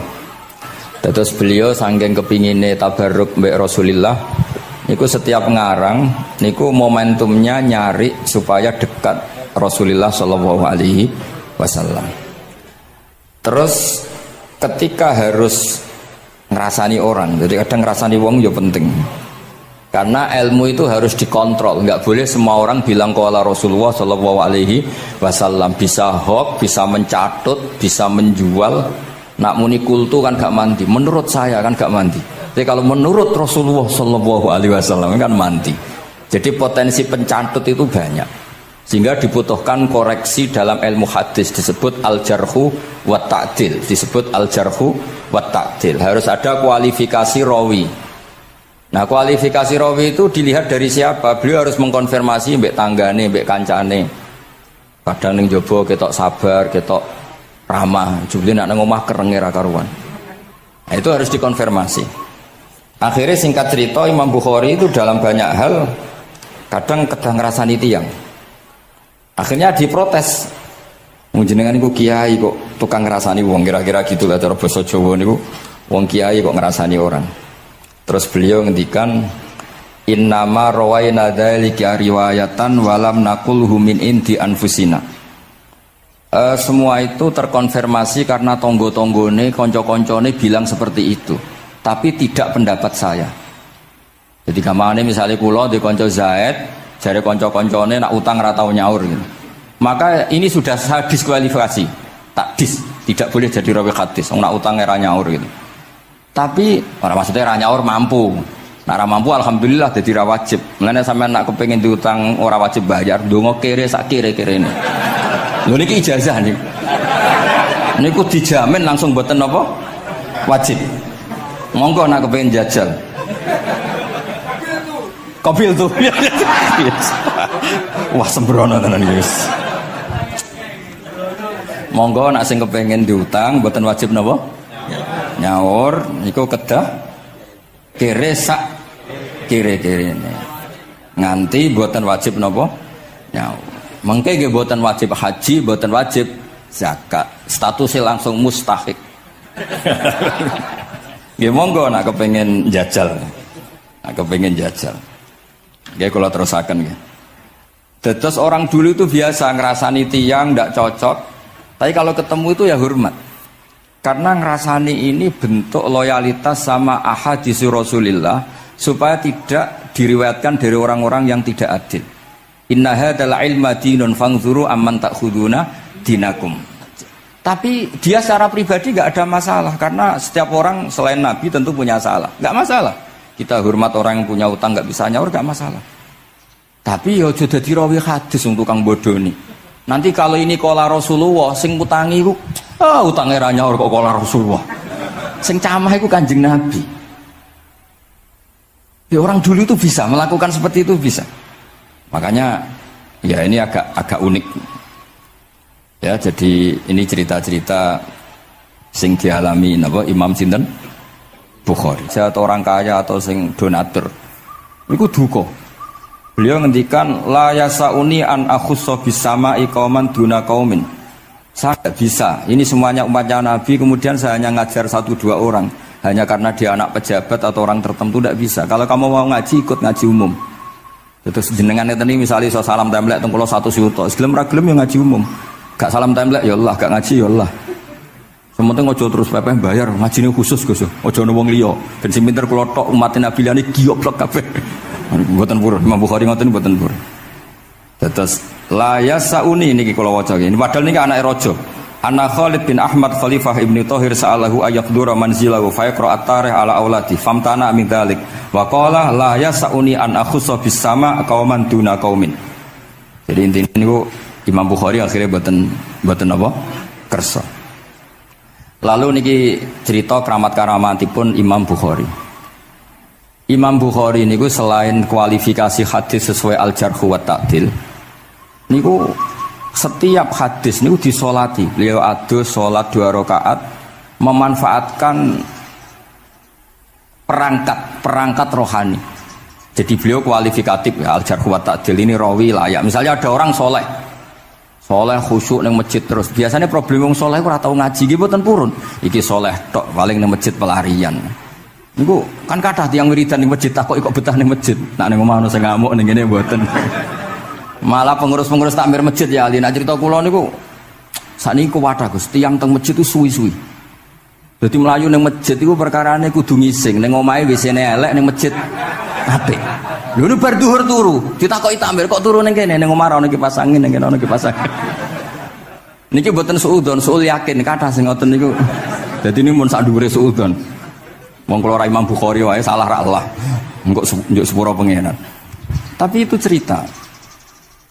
Makanya Imam Bukhari ngendikan ana wong adil tapi ora tak jaluki riwayat. Mergo tidak diketahui dia yujalisu ahlal ilm sama dengan madzhabnya Imam Malik. Karena ilmu itu butuh dikonfrontasi, butuh misalnya Nabi ngendikan ini kok dohire tanafi mbek niki, daure kok ta'arud. Itu kalau ahlul ilmi ngerti duduk perkaranya. Karena itu ilmu itu begitu juga Imam Malik seperti itu. Nah, singkat cerita Imam Bukhari itu pede meriwayatkan hadis setelah banyak orang mimpi Rasulullah itu liwat ditututi Imam Bukhari. Iku fawwah ma akhta aqdamahu qadamai Rasulullah sallallahu alaihi wasallam. Terus delamaan yang pernah diinjek Rasulullah niku mautia aqdami Rasulullah sing nate diinjek qadami napa Rasulullah. Itu Imam Bukhari persis di situ. Akhirnya ulama tahu itu maknanya betapa persisnya beliau ketika meriwayatkan hadisnya Rasulullah sallallahu alaihi wasallam. Ada lagi orang mimpi niki teng kitab Fathul Bari. Imam Bukhari itu betul khirbah. Khirbah itu semacam pisau kecil. Yadzubu anhu itu kalau ada orang melukai Nabi, dia yang bela-belain supaya orang itu tidak bisa melukai Nabi. Dan itu ditakwil oleh ulama bahwa beliau yang nanti akan mensortir al-ahadis al-maudu'ah, dibuang semua, nggak boleh dinisbatkan kepada Rasulullah sallallahu alaihi wasallam. Jadi kamane itu jasa-jasani pun Imam Bukhari. Terus ketika beliau mau kapundhut, niki ben mboten kesuwen niki Gus Apang pun badhe nyanyi Gus. Apa nasid? Nasid itu terjemahannya nyanyi ku anak-anak. Nah kanggo jenengan terjemahannya nyanyi. Nah ya amang mboten terjemahannya tetap nasid. Sholawatan ya. Nah Gus Apang nyanyi ben tawadhu sederhana bahasane ora usah sok suci biasa wae. Dadi nak Habib Muhammad bin Yahya ya amang ini qasidah terjemahannya sholawat. Gus Apang wis nyanyi ngaji lagu. Insyaallah barokah tawadhu niku apik lah. Terus Imam Bukhari ketika mau kapundhut itu tertib sekali. Saya banyak membuktikan baik secara bacaan maupun nyata. Orang-orang soleh itu kalau mau kapundhut itu tertib. Mulane sampai nak kapundhut aja selonang-selonong. Nak mati ku sing tertib. Sing rapi lah, tertata. Kalau cerita sedikit, bapak kula niku selawasine tiap tahun nilai kula teng Jogja. Iku mboten pernah memamitkan saya sama ketua teng tempat kerja kula. Niku bapak tindak teng kene kula Jumadil Ula niku sak tak pamitno mbek kancamu, guru-gurumu, kanca-kanca kowe mulai ngenteni aku. Terus bapak Recep kapundhut. Mbah Mun juga gitu, saya menyaksikan sendiri mau kapundhut itu uang dititipkan ke Subab. Iki aku nak balekno, nak aku ora balik wis bagi dulur-dulurmu. Beliau di pesawat ngendikan Gus Yasin, "Tenan lho Sin, aku tahlili." Terus ternyata di Mekah kapundhut. Itu contoh-contoh kapundhut yang tertib, beretika dan berperadaban. Nah Imam Ghazali luwih parah malih, parah kramate mboten parah masalahnya. Engko mbok potong dadi geger. Niku badhe kapundhut itu tuku kafan piyambak. Tuku kafan. Terus konco-konco yang perjalanan 3 hari karena dulu gak ada pesawat, orang WA. Itu diundang. Tolong dinongkas ning nggonku ya. Ketika beliau kapundhut itu orang yang perjalanan 3 hari gak ada yang terlambat. Ditakoki, "Kenapa kamu gak terlambat?" "Saya sudah diundang 3 hari yang lalu." Dan itu tuku kafan terus badhe subuh salat terus piyambake cara Jawa nggih agak selonjor terus adike diceluk, "Ali ya bil kafni, aku jupukno kafanku." Terus diambung. Terus beliau ngendikan ala ridho fil intiqal ila malikil mulki, pun kula ridho pindah teng alame jenengan Gusti, maksudnya kapundhut. Ya terus kapundhut. Jadi adike ora ribet tuku kafan, ora ribet tuku. Saiki ya ana persiapan tapi gaya-gayaan untuk kuburane wis digawe. Terus gaya mergo larang kawasane iku elit. Niku mboten keramat ning sembrono niku. Lah Imam Bukhari ki ngoten badhe kapundhut tuh wali-wali angkatan beliau ku dipeni. Desane piyambake jenenge Khortanka, napa bacane Khortanak mboten ngerti. Pokoke kawasan Uzbek karena itu ejaan Soviet. Sauni-unimu lah bawa khor tangka, cek khor tahanak, cek opo ngono lah. Semua yang penting coba baca demaan karena tulisannya kok sih. Niku wali-wali ngipi ketemu Rasulullah teng pagar desa, teng pojok, teng pintu gerbang. Wali-wali tanya, "Ya Rasulullah, kenapa engkau di sini?" Antaziru Muhammad bin Ismail. Aku ngenteni Muhammad bin Ismail. Apa tak jak bareng. Terus wali-wali ini tangi krungu kabar Imam Bukhari kabundut. Nama beliau kan Muhammad bin Ismail. Jadi akhirnya wali-wali ngerti. Jadi ya badhe kabundut itu ditunggoni Rasulullah sallallahu alaihi wasallam. Kula waca nggih, tak waca Arabe. Engko nak mboten paham nggih muni amin nggih semono. Mboten santai mawon sampean. Kula niki mumpung dadi wong saleh, mergo nderekaken kersane Habib Bidin. Ya kadang saleh, kadang ora, nek ora saleh ya istighfar, gampang urusan mbek pangeran niku gampang. Ribet urusan mbek manusa. Wis njuk sepuro iki kadang gremeng ya.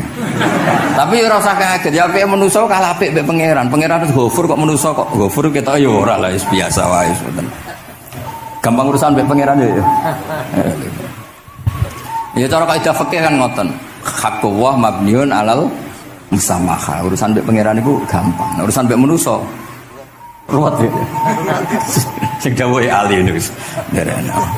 Niku fakta apa pengalaman ya? Pengalaman apa fakta? Pengalaman. Ini kanca kula oleh ahli ahli al-Habsyi. Nggih boten enten perkembangan mulai riyen mbek kula ya ora jelas ya. Nggih kula waca ya. Akhbarana Muhammad bin Makki sami'tu Abdul Wahid bin Adam at-Tawasis yaqul ra'aitu an-nabiyya sallallahu alaihi wasallam fi naumi wa ma'ahu jama'atun min ashabihi wa huwa waqifun fi mawdi'in fasallamtu alaihi faradda alayhi assalam faqultu ma wuqufuka huna ya Rasulullah qala antadhiru Muhammad bin Ismail falamma kana ba'da ayamin balaghani mautuh fanadhartu fa idzan huwa qad mata fi sa'ah allati ra'aitu fiha an-nabiyya sallallahu alaihi wasallam. Monggo nggih nak badhe kapundhut sing tertib nggih. Habib Ali bin Utsman kabari Habib Bidin ya Ali Al-Habsyi ya Muhammad kondo-kondo sik dadi saged takziah nggih. Nah, ketika Fatihah itu sebegitu keramatnya, sebegitu topnya, itu setan rapat, singkat cerita itu yang tadi dipimpin oleh iblis yang sedang terkapar apa? Terus kali obatnya nggak ada, cuma dia shock karena ada surat yang turun yang melafatkan itu pasti selamat dari apa? Neraka. Nah ini gimana saran Anda? Terus sarannya adalah bikin orang-orang itu lupa tidak baca Fatihah. Nah ini rapatnya iblis. Idzabu wajtahidu hatta tufilu qulubahum hatta la yaqulu hadis surah. Kala yuksiru qira'ataha wa la yakunu lahum ajrun wa thawabun bal yakunu lahum adzabun wa iqabun. Kemudian yang terakhir saya beri ijazah tentang Al-Fatihah ya, karena ini surat yang populer. Kalau saya ijazahi Quran 30 juz pasti sampean nggak hafal. Atau ijazah surat Baqarah, kalau mau Baqarah mau. Ijazahi surat Baqarah mau 2 juz setengah. Mau Mas Asep? Ya Fatihah aja yang gampang ya. Nah, ya kulhu Fatihah ini paket ringan ini. Tapi pahalanya apa? Besar. Ini beda ya, artinya selama ini mungkin Anda baca tapi monoton ya. Tapi ini saya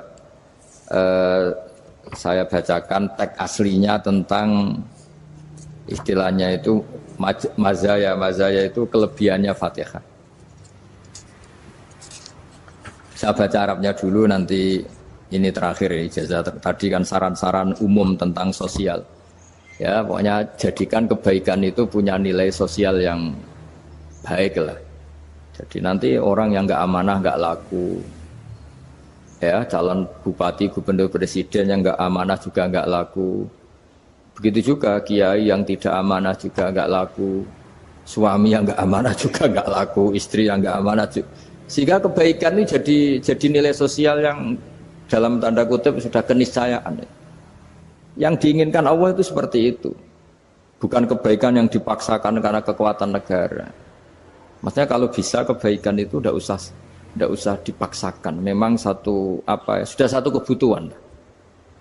Kayak cerita-cerita di negara maju itu, bahkan apapun jatuh itu nggak ada yang ngambil apa itu. Makanya gambarannya Mekah Medina kan gitu kan, barang jatuh nggak ada yang berani apa ngambil itu saking sudah jadi sistem.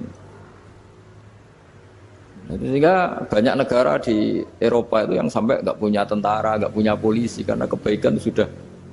Nah kita kan masih capek, polisinya aja capek, apalagi masyarakatnya karena ya apa ya kebaikan itu belum jadi nilai apa bersama. Nah kita selain ditopang negara, ada polisi, ada tentara itu kita usahakan kebaikan itu jadi nilai apa bersama. Tadi wa'tamiru bainakum bima'ruf. Dan kita punya reputasi yang bagus dalam bab ini. Saya masih ingat kecil saya itu yang jilbaban hanya keluarga kiai. Sekarang rata-rata masyarakat itu jilbaban. Dulu yang sekolah SMP, SMA itu jilbaban kadang dulu malah dilarang ya harus sama seperti itu seragamnya. Sekarang sudah boleh dan nyaman. Lama-lama yang dapat simpatik ya yang pakai pakaian model tertutup seperti itu. Lama-lama gamane cara wong golek mantu ya golek yang seperti itu daripada yang blodor. Lama-lama jadi nilai bersama. Ya ingin saya seperti itulah. Di terminal juga sama. Orang mau makan cari warung yang kelihatan ada ayat kursinya, pakai jilbab atau paling enggak dia enggak mungkin lah nyuguhkan yang tiren atau yang haram. Kan ada garansi sosial. Ada apa? Ada garansi apa? Sosial dengan penampilan yang soleh itu kan masa iya nyuguhkan oplosan babi itu misalnya itu. Jadi nilai sosial itu harus ya tadi harus benar-benar jadi nilai sehingga negara biar gak capek-capek. Polisi juga gak capek kan karena tugasnya corong Jawa mau ngawat-ngawati tok tapi sudah tidak perlu tegang karena kebaikan sudah jadi nilai apa bersama. Ya ingat-ingat ya ayatnya tadi wa'tamiru bainakum bima'ruf. Jadi kebaikan itu harus jadi nilai bersama. Iktimar itu menjadi urusan bersama. Makanya kalau kita rapat besar disebut apa muktamar. Muktamar itu urusan bersama. Ya tadi imamnya sholat juga menopang Gojek karena enggak lama-lama nopang Grab, nopang Kernet, nopang penjaga Indomaret, penjaga bensin, pom bensin. Nah dia hanya punya waktu 5 menit terus imamnya baca Baqarah kan. Iya imamnya mursyid, mungkin dia tambah lama tambah dapat aplaus dari muhibbinnya, tapi makmumnya dia tambah lama tambah dapat penghormatan dari pecintanya, tapi kitanya wah khusyuk wali kan dia dapat status naik lah, kita yang sudah tidak ikut jadi wali diganggu apa pekerjaannya. Kalau ada imam seperti itu sampai mufaroqah saja niat ya Allah sampai sini saja saya makmum orang itu, silakan orang itu punya urusan sendiri dengan jenengan ya sudah atau salib saja apa. Nah, itu boleh kalau dalam fikih namanya apa mufaroqah. Mufaroqah itu niat, tapi kamu jangan langsung selonong mufaroqah, niat dulu pamit sama Allah bahwa sekarang mau mufaroqah. Ya, tapi ya jadi sholat yang aneh kan, imamnya masih rukuk, kamu terus sujud, terus apa-apa selesai ya. Mungkin dalam pandangan itu orang lain ini maksudnya makmum gimana ini kok begini. Tapi sudahlah Allah Maha tahu. Nah, insya Allah dimaklumi. Ya saya baca tentang Fatihah ya, karena sampean pasti sering baca Fatihah. Supaya apa sekaligus jadi jimat lah gitu. Jadi kalau kamu sering di jalan-jalan yang mungkin sepi atau mungkin kan tidak semua teman Grab itu nasibnya bagus yang di Semarang Jogja. Mungkin yang di Kalimantan di Papua kan ada yang 10 kilo gak ketemu rumah, ya kan? Ya lihat di TV-TV itu kan kasihan kan. Sudah 10 kilo gak ketemu rumah, penumpangnya kuwekar preman tuh kan. Ini makan orang enggak kan gitu. Kan ujiannya dua. Kalau penumpangnya cantik itu ya kecoba syahwat, kalau preman takut. Jadi orang itu selalu ujian itu. Sing sedengan itu kan jarang orang itu. Jadi kalau penumpangnya perempuan cantik ujiannya itu syahwat, kalau preman ujiannya ketakutan. Kalau orang yang lemah bawa uang ujiannya kamu ingin garong. Jadi hidup itu memang semuanya ujian. Liyabluwakum ayyukum ahsanu amala. Makanya saya sering ditanya oleh teman-teman, Gus, nah ujiannya kenal wong wedok elek piye sama? Kenal wong ayu ujiannya syahwat, kenal wong elek ujiannya ngenyek, itu sama-sama dosa. Syahwat ya dosa, ngenyek juga dosa. Welek keriting untune metu ya dosa ngomong gitu. Kadang-kadang orang berpikir enak kancanan wong elek gak dosa. Kata siapa kancanan wong elek itu ya dosa karena bawaannya ngenyek. Ngenyek itu menyepelekan itu. Makanya saya itu ya nggak mau berteman sampean. Nanti kan bawaannya ngenyek atau seneng ya enggak tahu saya. Ya sudah ana takdir saja kalau ketemu ya tak ulang ngaji gitu. Tapi ini ngaji terakhir, setelah ini ngaji biasa aja enggak usah resmi gini. Ngaji kok resmi aneh.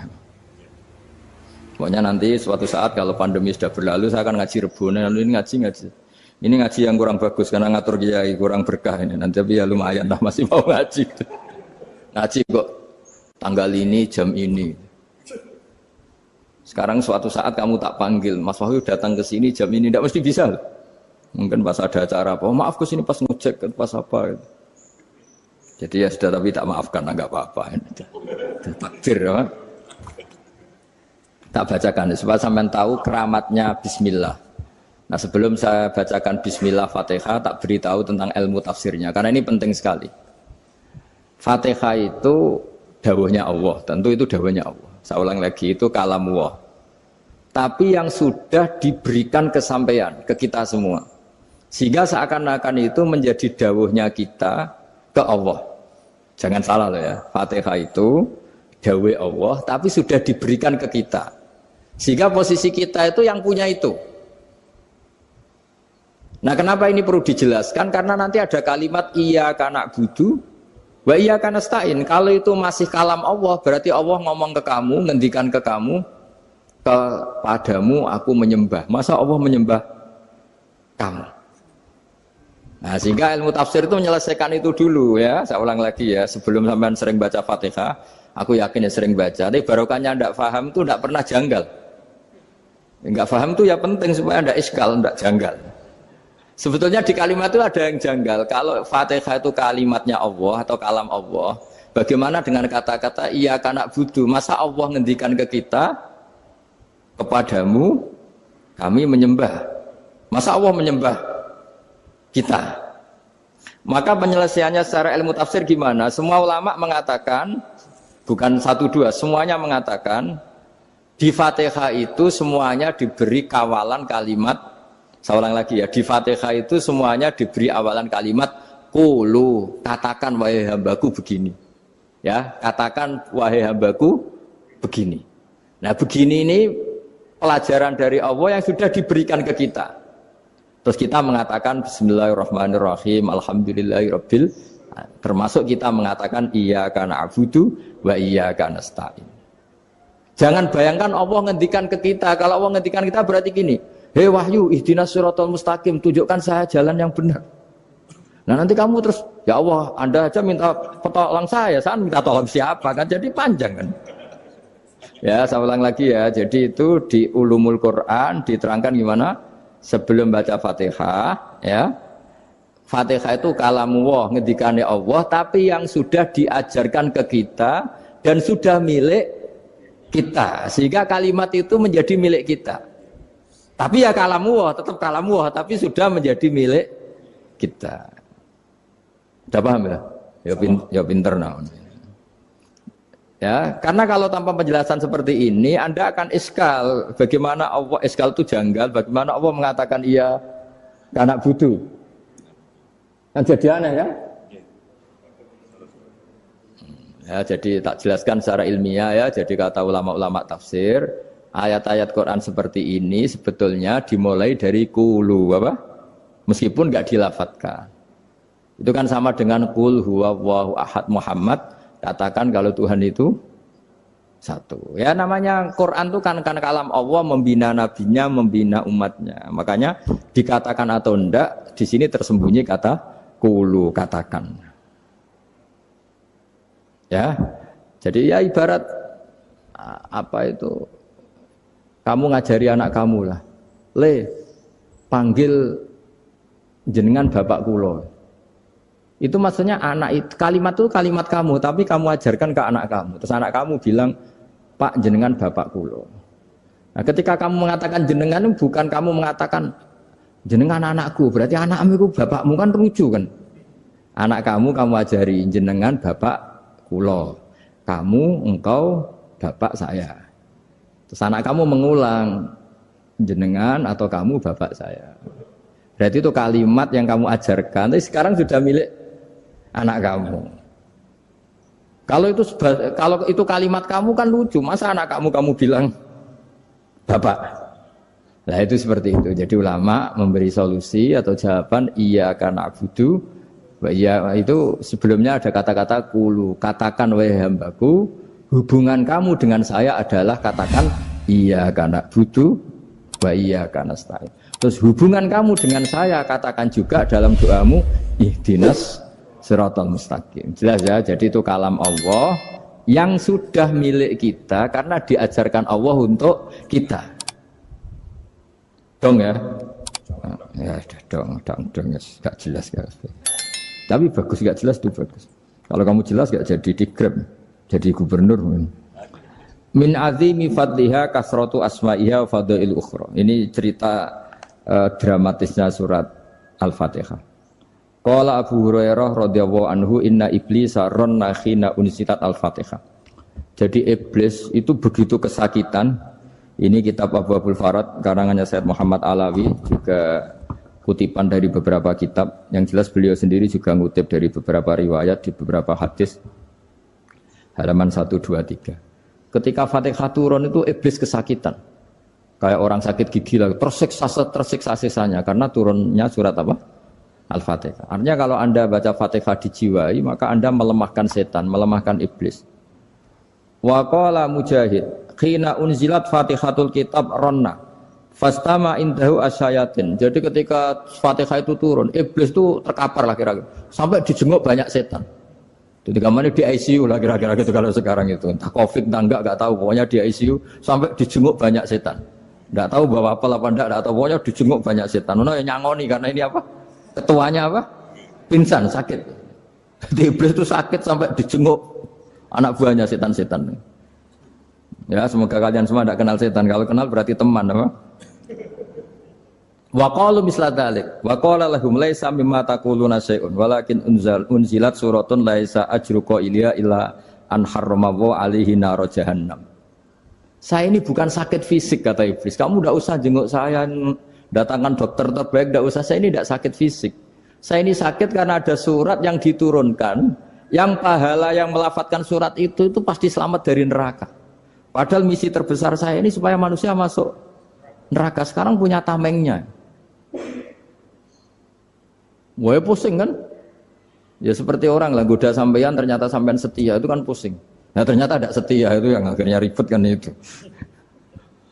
Jadi iblis itu cita-cita terbesarnya kan semua orang itu masuk neraka. Nah sekarang turun satu surat yang gara-gara surat itu siapapun yang baca dijamin selamat dari neraka. Jadi walakin unzilat suratun laisa ajru qailiha illa an harramahu alaihi nar jahannam. Karena jadi dia shock lah kalau orang di Jawa itu bilang shock. Aduh sial nasib saya ini umat nggak bisa saya goda lagi karena punya tamengnya tadi punya. Qad batala kaidukum wa makrukum. Rekayasa kalian sekarang itu tidak ada gunanya semua. Nah, ini alhamdulillah di Indonesia kelihatan kan banyak yang miskin, banyak yang susah. Tapi selagi mereka masih sholat, itu keinginan mencari halal itu masih tinggi.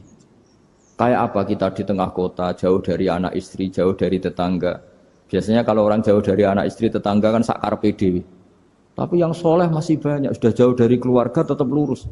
Loh, kalau yang dekat lurus kan wajar, konangan wong akeh kan. Ini sudah jauh masih lurus. Nah ini nggak lepas dari barokahnya surat apa? Surat Fatihah tadi. Jadi karena ada surat yang menjamin pelafalnya atau qailiha terbebas dari api neraka. Wa qalat as-sayatinu lahu is ayyusai'in ta'muruna ya maulana. Faqala lahum idhabu wajtahidu hatta tukhfilu qulubahum hatta la yaqulu hadhihi surah. Lalu kita gimana? Jari para setan gitu. Lalu kita gimana? Terus kata iblis, sudah bikin mereka lupa sehingga tidak baca lagi. Selagi masih baca kita pasti keok. Jadi kalau sampean sudah jarang baca Fatihah itu berarti sudah bagian dari kemenangan apa? Iblis. Jadi kalau sampean sudah jarang baca Fatihah itu berarti bagian dari kekalahan Anda, kemenangan iblis. Masih sering baca? Berapa kali? Terus apa lagi?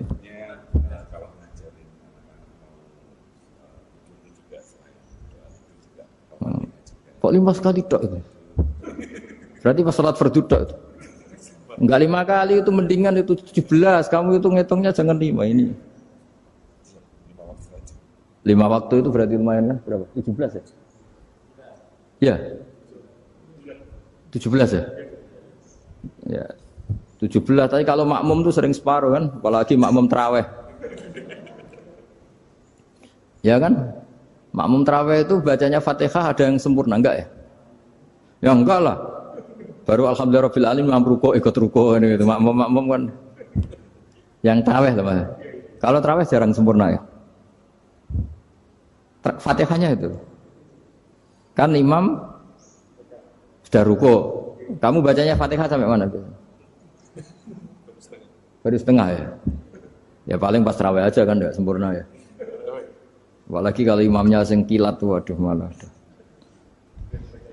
Nah, ketika Fatihah itu sebegitu keramatnya, sebegitu topnya, itu setan rapat, singkat cerita itu yang tadi dipimpin oleh iblis yang sedang terkapar apa? Terus tadi obatnya enggak ada, cuma dia shock karena ada surat yang turun yang melafatkan itu pasti selamat dari apa? Neraka. Nah, ini gimana saran Anda? Terus sarannya adalah bikin orang-orang itu lupa tidak baca Fatihah.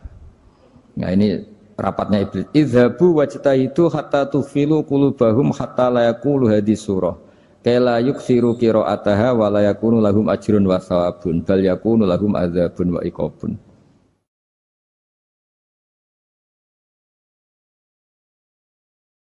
Jadi saya mohon selama ini Anda sudah baca, tapi mungkin hanya rutin saja. Napa rutin? Saja. Jadi barokahnya ngaji ini kamu punya kekuatan atau punya semangat membaca karena ini surat yang luar biasa. Ibarat gini, kalau sampean tanya, saya juga sering mikir, masa Gus hanya surat kok punya kekuatan seperti itu? Di dunia ini kata Allah, mulai Nabi Adam sampai kiamat, nggak ada yang bisa menandingi kekuatan kalimah. Kalimah itu kata-kata.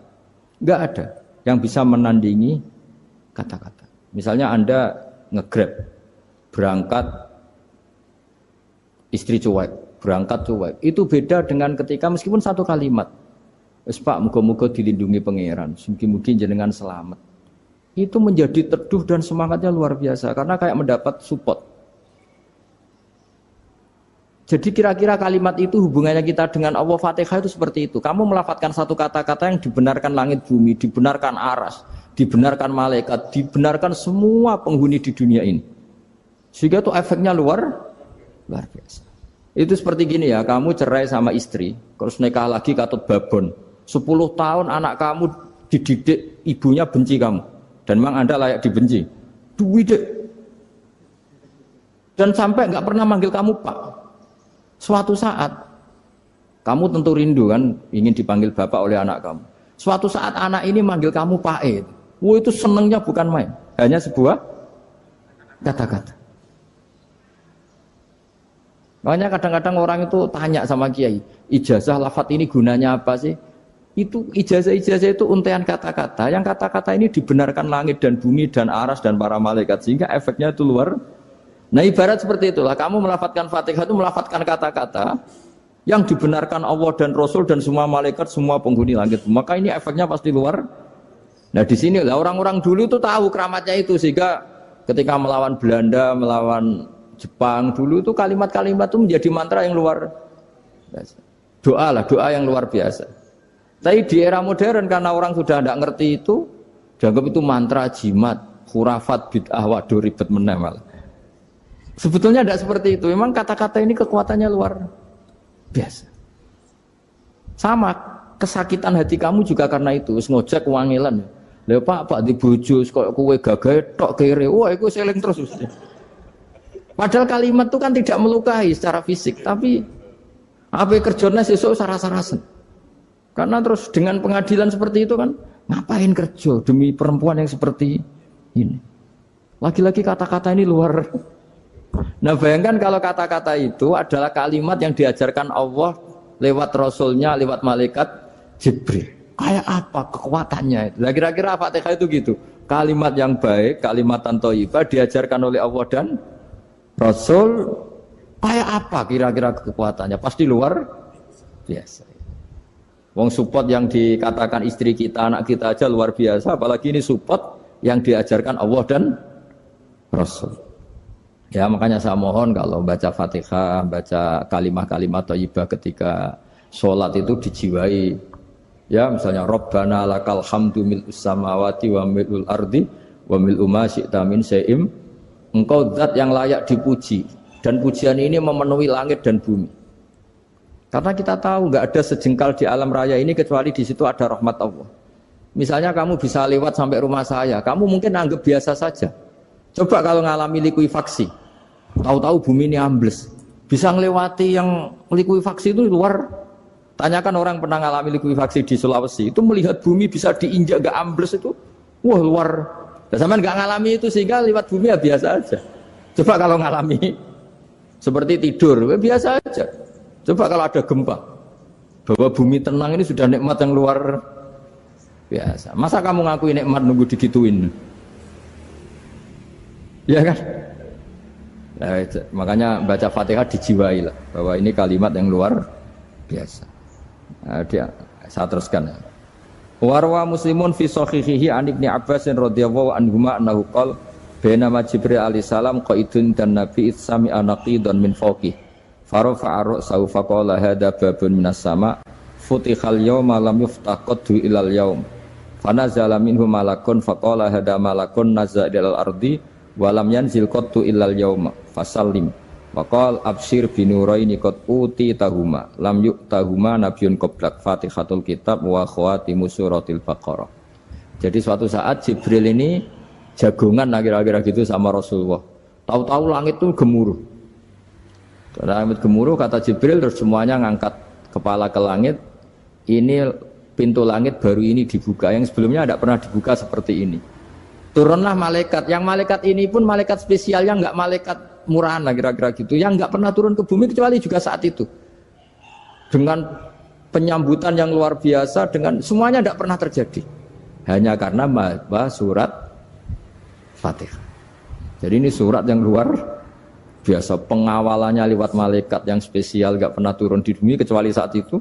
Penyambutannya juga enggak pernah seperti itu, baru seperti itu. Jadi semuanya itu spesial. Nah, kenapa ini spesial? Karena di situ ada isi puja-puji kepada Allah Subhanahu wa ta'ala. Ada ikrar kita, alhamdulillah rabbil alamin, ar-rahmanir rahim. Ikrar ini penting. Kalau contoh paling gampang gitulah. Kamu punya istri selama ini cerewet terus. Suatu saat ngomong, "Pak, tak angen-angen ra ono wong lanang koyo sampeyan." Wah, itu langsung tidak ada lelaki sebaik engkau. Itu sampean senengnya Masya Allah. Karena ada ikrar dari seorang istri ke kamu. Nah, bayangkan kalau ikrar kita sebagai hamba diakui oleh Allah Subhanahu, maka ikrar ini akan dicatat sebagai kebaikan kita yang kita panen nanti di akhirat. Karena ada ikrar. Kita ikrar bahwa alhamdulillah rabbil alamin, kita ikrar ar-rahmanir rahim, kita ikrar maliki yaumiddin, kita ikrar iyyaka na'budu wa iyyaka nasta'in. Sampean misalnya jadi orang Indonesia, ketemu orang Indonesia yang makmur di Jerman, terus lupa Indonesia. Kamu orang Indonesia? Enggak, saya ada orang Indonesia. Mangkel gak kira-kira? Mangkel. Karena salah ikrar kan gitu. Ya, jadi saya mohon jangan anggap kalimat itu hal yang biasa, tapi luar biasa. Nggih, ngoten mawon. Assalamualaikum warahmatullahi wabarakatuh.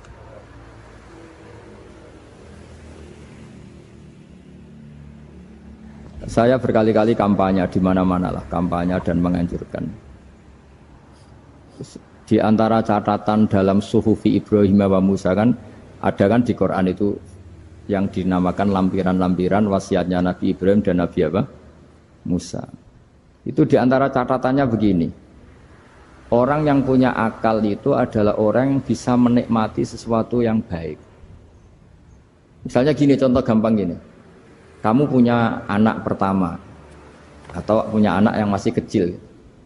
Itu gendong tuh senangnya bukan main. Melihat anak sehat tuh senangnya bukan main. Mungkin saat itu banyak orang yang sedang maksiat dengan perempuan nakal atau dengan teman-teman nakalnya, yang nganggap seperti itu tidak nikmat. Tapi andekan ini ditimbang ya ditimbang. Yang maksiat betulan, misalnya paling ukuran bahagianya itu 70%. Tapi yang ini, yang nimang anak baru lahir atau masih kecil, corong Jawa ngeloni anak, bisa saja bahagianya itu sampai 100%. Artinya selama ini kesalahan kita adalah nganggap maksiat itu pasti menyenangkan dan taat itu tidak menyenangkan. Makanya saya berkali-kali fatwa, untuk melawan kenikmatan maksiat, orang harus terbiasa menikmati taat, menikmati kebaikan. Jangan kira kita nimang istri nikmat, nimang anak nikmat. Ketemu teman yang lama tidak ketemu juga nikmat. Artinya kita akan melewati berjam-jam untuk jagungan sama teman, sama anak, sama istri. Dan itu harus kamu nikmati. Supaya mengganti tidak berkebutuhan nikmat yang lewat jalur maksiat. Jadi saya mohon sarana-sarana yang menyenangkan itu, yang taat itu kita maksimalkan. Makanya bapak saya itu sering pesen, kowe nak ngaji sing guyon, sing seneng. Nganti wong maksiat itu karena cari kesenangan. Coba kalau kesenangan itu sudah didapatkan saat taat, maka tidak butuh lagi kesenangan yang berbentuk maksiat. Makanya orang-orang wali dulu kalau sudah sholat itu gak bisa berhenti karena merasa nikmat. Makanya Nabi pernah ngendikan wa qurratu aini fi sholat, nyaman saya itu kalau sedang sholat. Sing kerja ning Korea ya tenang, muga-muga kaya Asia. Tapi kita di keluarga soleh ya ora sombong, jangan-jangan kita kaya Kanan, kaya Imro'atun apa? Jadi urip itu Quran itu sudah mewakili semua sisi sosial.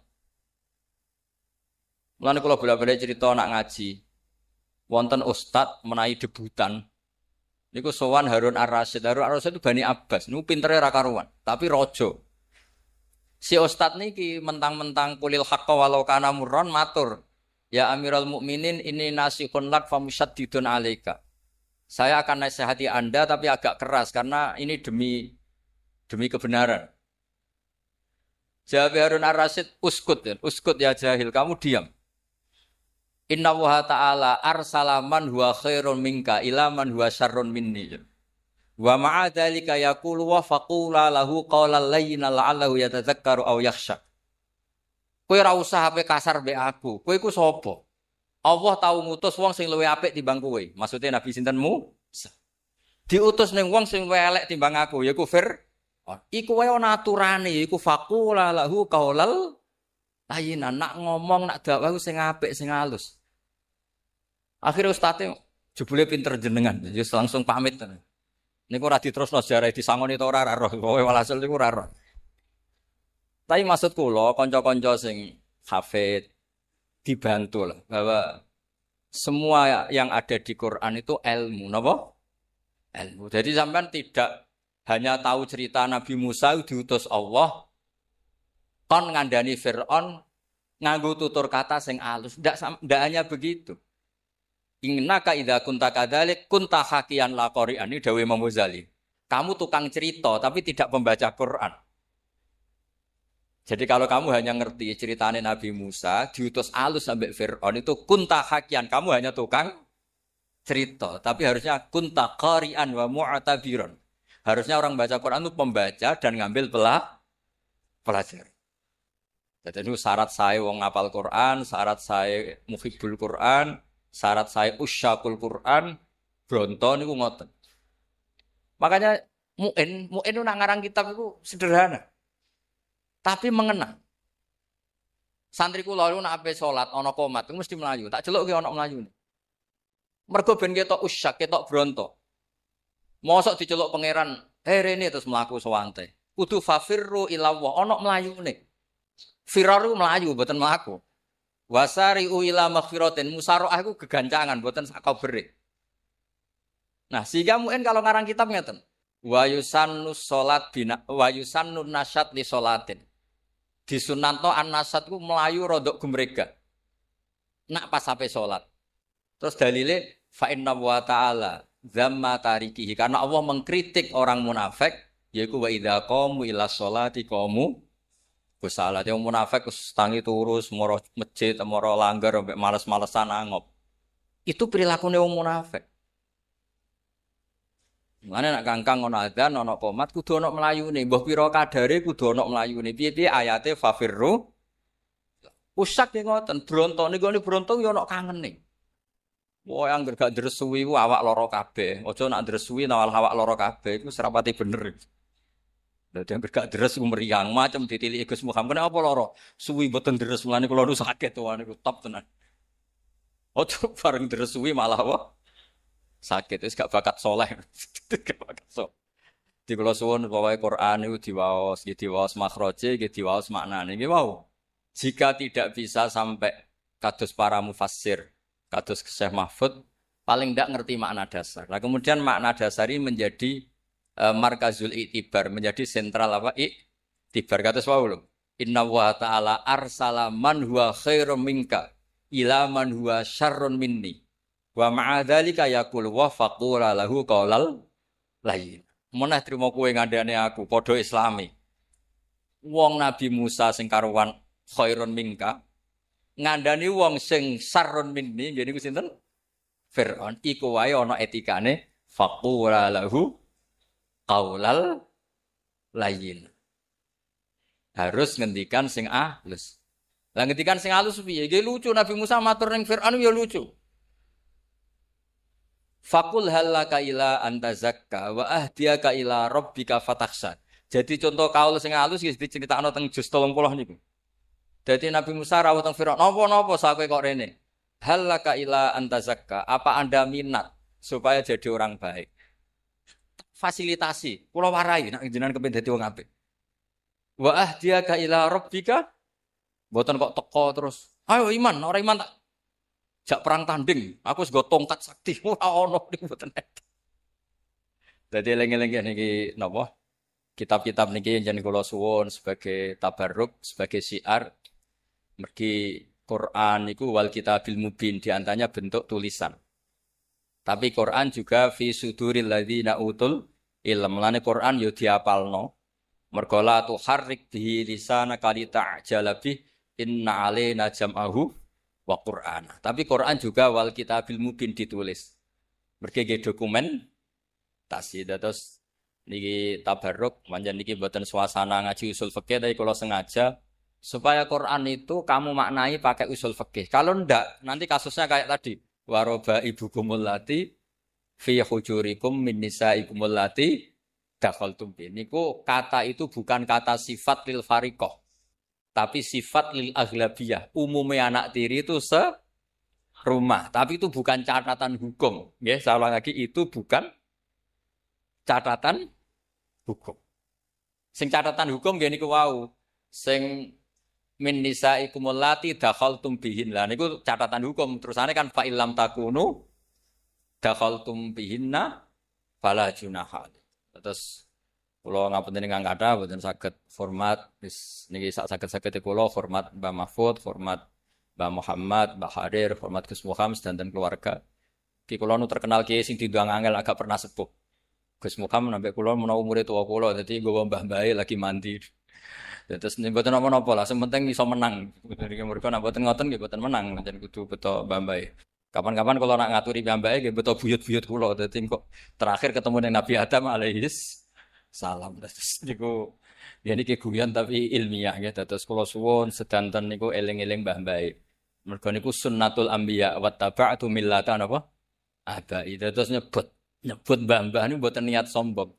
Niat bahwa kita begini barokah bapak, barokah mbah, barokah ibu, buyut. Meskipun mbak-mbak sing gada abah awam, gada tiang semua awam, ya tetap barokah. Piye barokah bapak kowe wujud, barokah wujud kowe sujud, kowe ngaji.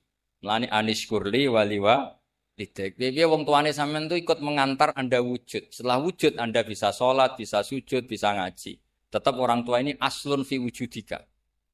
Mulane tetap anishkurli wali-wali. Nggih ngapunten kang kathah. Assalamualaikum warahmatullahi wabarakatuh.